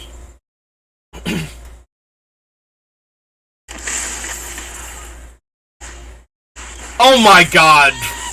We tapped out of Exclude, and then they top-decked Hourglass Coven, or the Swamp to cast it. Of course they did. Because why wouldn't they? It would be dumb if they didn't, actually. Each opponent discards a card. Each opponent loses 2 life, and you gain 2 life. Yeah. Great. Terrific. So... Oh, and this is a Warlock, so it's getting pumped by the main one on top of that. Yeah, no, everything's great. I'm having a wonderful time playing Magic today. So I'm gonna have to discard a card. All of their stuff is better than mine, and I'm very low on life. And I have to... And I'm gonna lose 2 life on top of that, going to 5. So, yeah. These things have... Oh, yeah, they're 3/3s anyway. Alright, I feel like I need to Noxious Gearhulk and kill something here to not be dead. I think it's the life-draining one. Like, we're still very, very far behind. At this point, I think the Exclude can go. I think we've seen their biggest, scariest thing. And I'm also going to be tapping out next turn for Hourglass Coven of my own. But yeah, this was bad. It figures the turn I decide to do a bunch of stuff, they rip a mountain and they're just like, Hourglass Coven. It's like, oh cool, now I'm just dead. We're probably still just dead. That's Castle Embreth up there. So, I'm pretty sure we're going to take 10 here when they turn everything sideways. Maybe more so.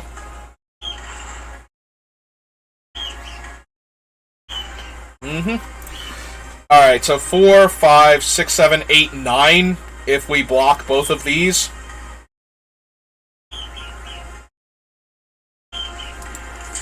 Alright. Well. 4, 5, 6, 7, 8, 9. Yep, that feels... And we're going to lose the Noxious Gearhulk. And this kills the discard one. Yeah, okay, let's do it. The other option is to kill the one that's pumping them, but I think we're pretty far past that now. Oh, they just have a lightning bolt. Cool. Okay, so we're just dead then. Never mind. They had everything. The fact that we finally tapped out of Counterspell Magic and they played Hourglass Coven that turn, specifically that turn. Well, they have a lot of cheap stuff and we're going to be on the play, so... Inquisition of Kozilek can come in. That's only on target creature. Hang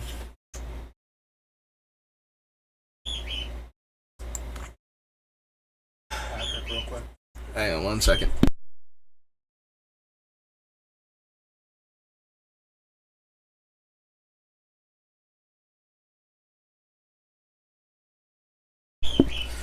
Alright, my brother needed to talk to me for a minute.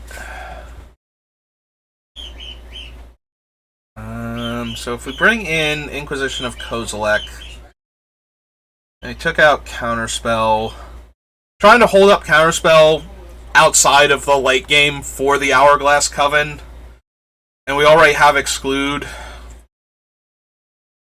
Exclude at least lets me draw a card, and they have enough creatures. I'm wondering, though, if I want the Morbid Opportunist in. We can take out, like, a reactionary card, so that, like, Supreme Will, then. Because they have a lot of small creatures, and we would get to draw cards off of them dying, so throwing little creatures at us relentlessly means we might get a card or two out of Morbid Opportunist. We will take the play. We will keep this as a very, very aggressive hand of disfigure your little guy, attack you. Oh, and Fatal Push, too. Cool, we've got, like, all of our greatest hits. So we have black, black, blue. We took out our only double blue card, though. We still need quad black for the one spell. So I'm okay doing this. And they have no plays on the first couple turns. Alright, let's start with Thief of Sanity, see what it gets killed by.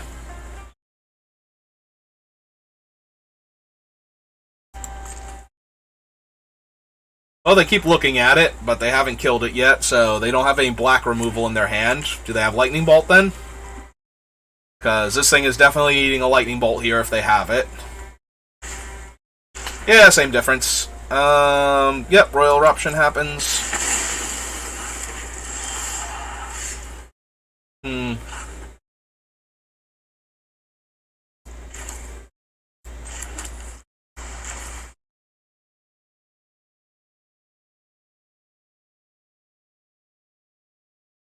I'm kind of curious if they have, like, anything to remove her, actually, on her front side, just as a 4/5 menace. Like, yes, they probably have black spells that can kill her. Okay, and they had one. I was going to say, I don't know how many they're going to have, though. Alright, well, they have drained me of all of my creatures. So, let's just start putting pressure on them, card advantage-wise. They haven't played a creature yet, so all of their little guys are still very easily killed. Oh, there's Sedgemoor Witch.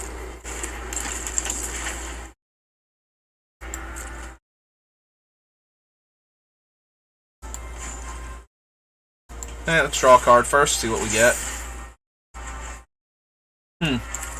Alright, and we'll just take care of her now.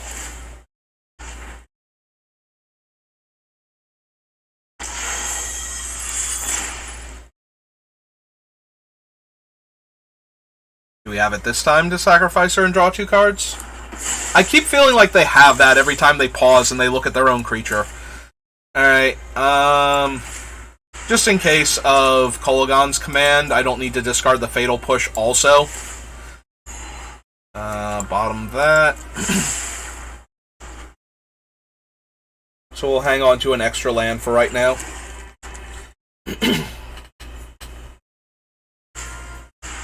Oh, hey, it's a Massacre Worm. Oh, that's neat.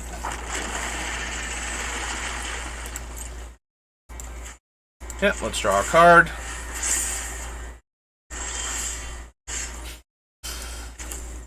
Alright, Krabbin Inspector, go get him.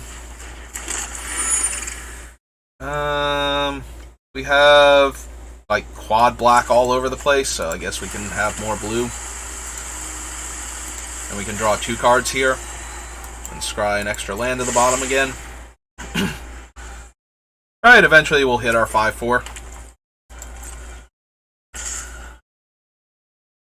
Yeah, we'll lose 2 life when we block here, but I don't think preventing 4 damage is, like, the crab's not going to do much better than that.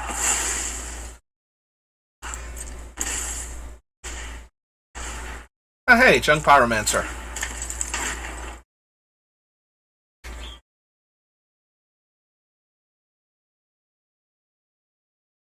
Oh, we should probably shove him off a bridge real quick.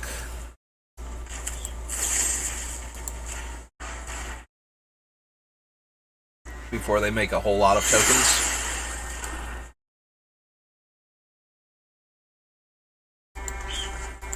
Draw a card.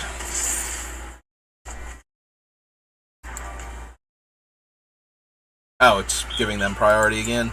Okay, draw another card.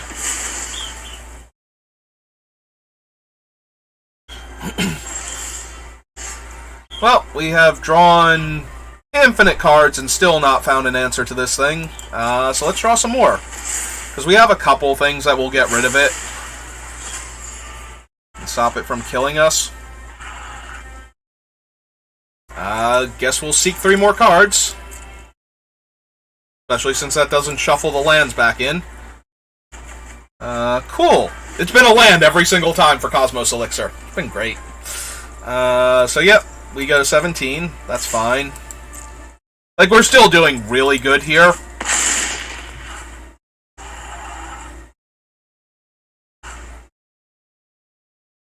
But it does cut into some of the things we could draw if they start producing a lot of little creatures. Languish doesn't kill the worm. Return target creature card with mana value to it. I hate the, why the light blue? Target opponent discards 2 cards, and they didn't have a creature, so they're gonna get back Young Peasy. Okay, so we'll discard 2 lands here. 2 islands. That's fine. We're gonna cast this now. Hey, look, we got Invoke Despair. Now that they have a 2/1 in play, they can sacrifice to it. Okay. Well, we do have a bunch of other stuff to work with, so I guess let's start with that. Junji right now can get back Tegrid or Thief from our graveyard, and Sedgemoor Witch from theirs.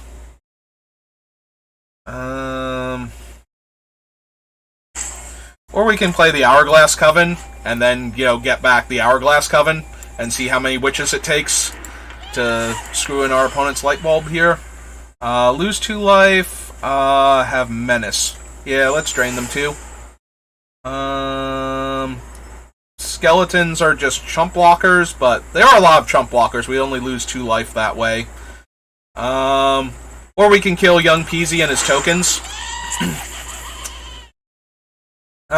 Both sound like good options to me.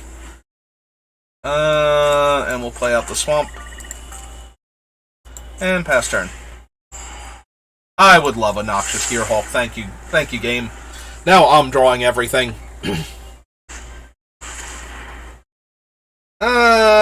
Cool. So I'm gonna lose one of my creatures, and then they can potentially get it back.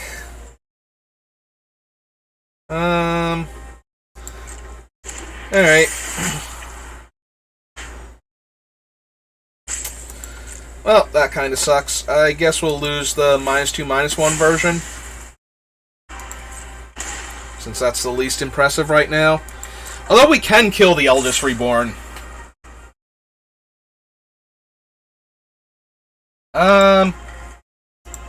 Yeah, especially since we can kill the Eldest Reborn here, I think we're going to trade with the 2/1 here. Like, if they have a cool trick or something to kill the 3/3. Which I'm guessing they do. So they're going to kill that one? Yeah, okay.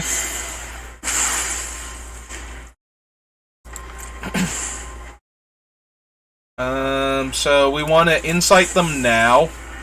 End of turn. Well, that does something, and the other card does nothing. So, yep, let's go to my turn. And, yeah, let's get rid of all of their cool stuff and attack them for 3.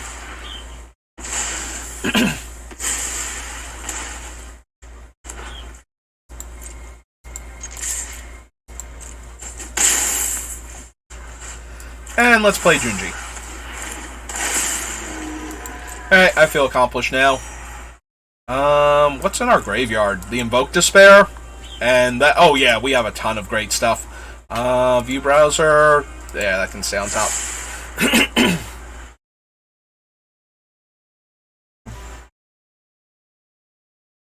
They kill Junji, we get back one of our witches, or make them lose the rest of their hand, depending on what they have.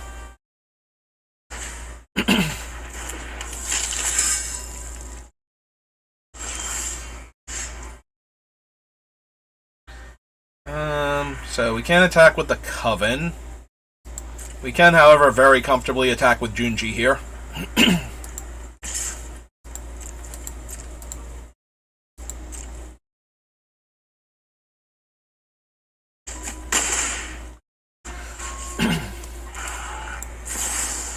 Play the Siphoner.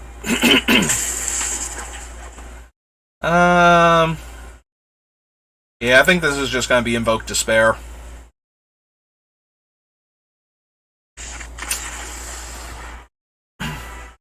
Could have dealt them 3 more damage.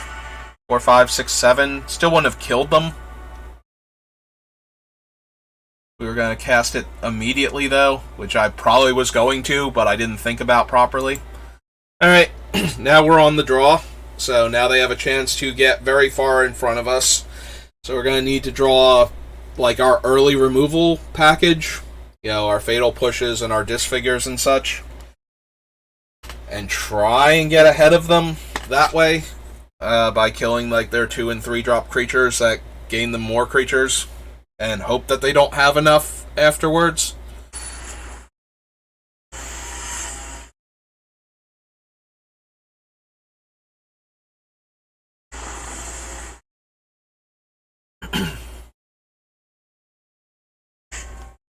Well, there's Disfigure. Unfortunately, we don't have much after that. Like, this hand has that one early play, but then it's like all 6 drops. Yeah, I think we have to mulligan that. This we will keep. We should be safe to put an island back with what we have.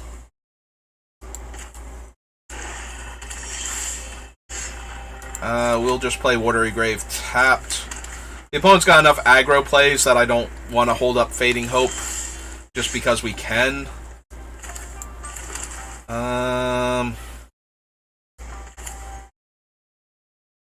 Yeah, let's make it black, and let's hope they don't have Kolaghan's Command this turn.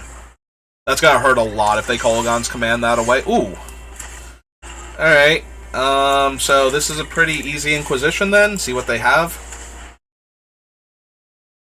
Foul Play, Bloodchief's Thirst, Kalitas, Dollhouse, Elder, Chandra. They got a lot of power at the top end.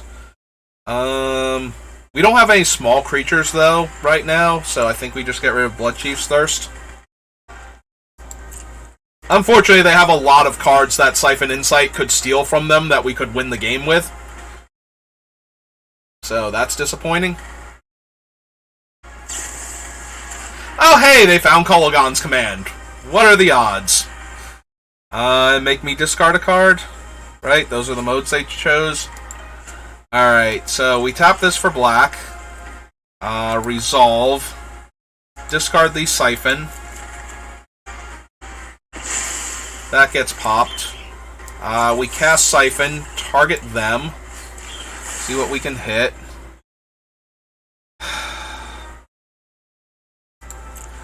We don't really have anything. Oh, we can buy back the Inquisition.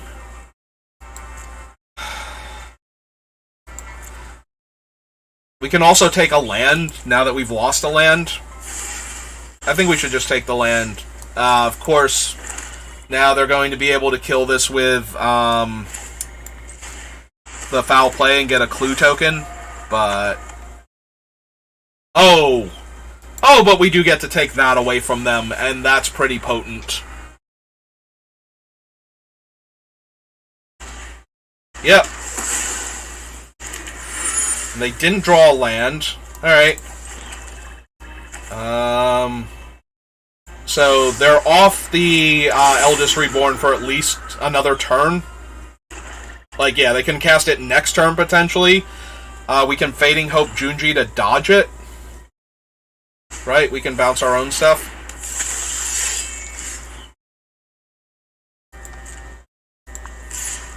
Alright, we're gonna get in for 5.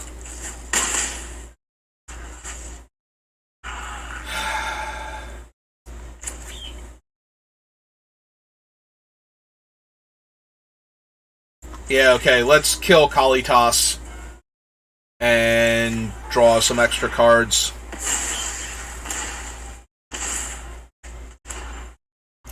Not the cards. Oh, wait, yes, the cards I was hoping for, because the island lets us Fading Hope Junji back now in response to Eldest Reborn. So they play that. Trigger goes on the stack. I respond. Bounce Junji back. Draw for turn. 1, 2, 3, 4, 5, 6. Chandra can -X to deal X damage to one target. Okay, so let's slam the Hourglass Coven now that they don't have anything left. Discards cards. Yeah, on this board state. Scry 2. What do they have in their graveyard to get back? Kalitas?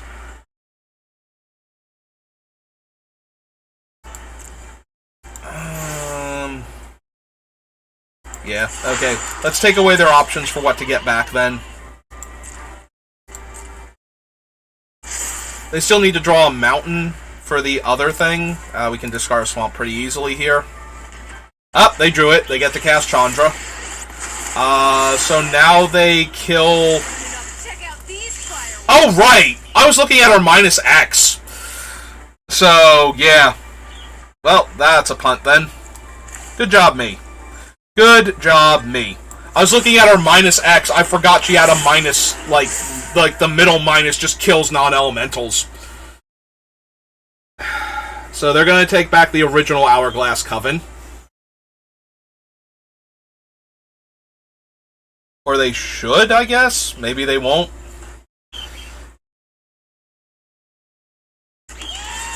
Yep. Okay. Yeah, that was a punt on my part. I wonder how many times I can just blame being completely out of it. So, exile my graveyard and drain 2 a turn. We might still be able to get them. But the dollhouse will get back the stupid coven if we kill it.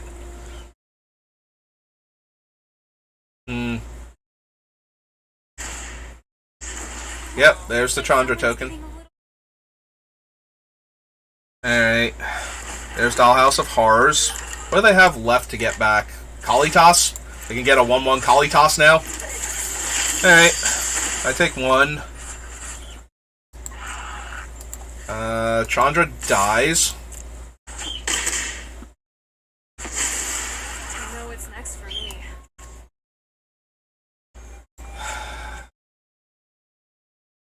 Want to kill the 2-2 the first time, basically?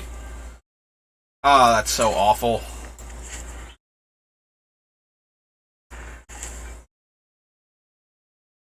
Like, we're gonna take 11 this turn if I don't kill the 2-2 here? Yeah. Alright, fine. Kill the life-draining one, because we definitely don't want to kill the the other one and have them resurrect that and get 2 more Hourglass Covens. Yep, there goes our graveyard, and we lost, like, one of our best card draw spells. Alright, we're not out of this yet, but there's a lot they can do here that's gonna hurt us, so...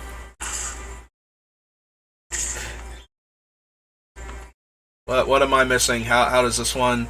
gets +1/+1 for each construct. Sacrifice a vampire zombie. If a non-token creature opponent controls... I'm missing how this is going to kill the Noxious Gearhulk. So it's gotta be a spell in their hand. Okay, that's fine. That gets rid of the Kalitas. Oh, it does still give them the zombie, even though Kalitas died? As part of the exchange. It's been a while since I've had to care what Kalitas does.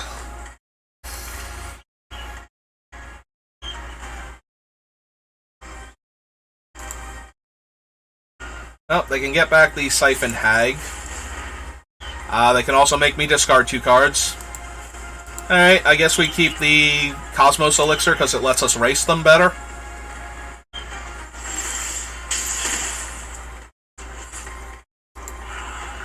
Oh, cool, we even get to take that back.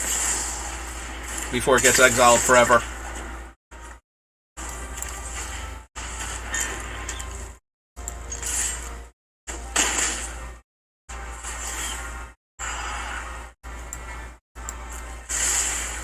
Bottom that. Oh, that's true. We could have left it on top. They have to mill.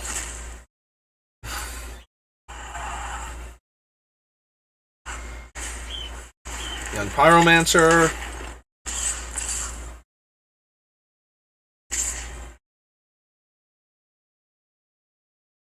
It's only from your graveyard, right?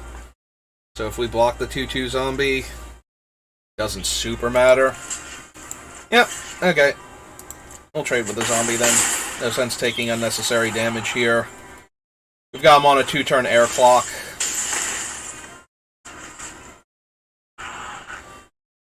Alright, we got him on a 2-turn air clock.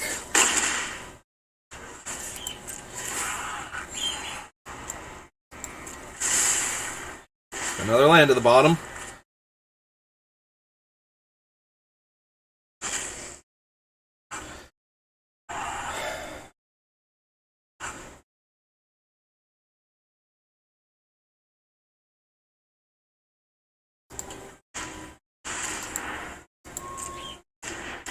Yep. That bothers Junji, but it doesn't kill him. We got a 9. And we attack for lethal. Hey, well, I tried to lose that game. I tried to lose all of my games, so I have not been playing particularly well today, but... Alright. Yeah, I don't think this deck was great. It was a bit better than I gave it credit for, but it still had its flaws and weaknesses that our opponents just didn't get to exploit as well as if they had have had other stuff to work with. Choose your weapon, Vine Gecko, and the Nessian Boar. Woohoo! All cards I have zero interest in playing. Alright, well, that's gonna be it for this draft. I need to go eat. At least we managed to get our gold back. So that went a lot better than the other one. So we're gonna call it a draft here, and I will see you next time. Thanks for watching.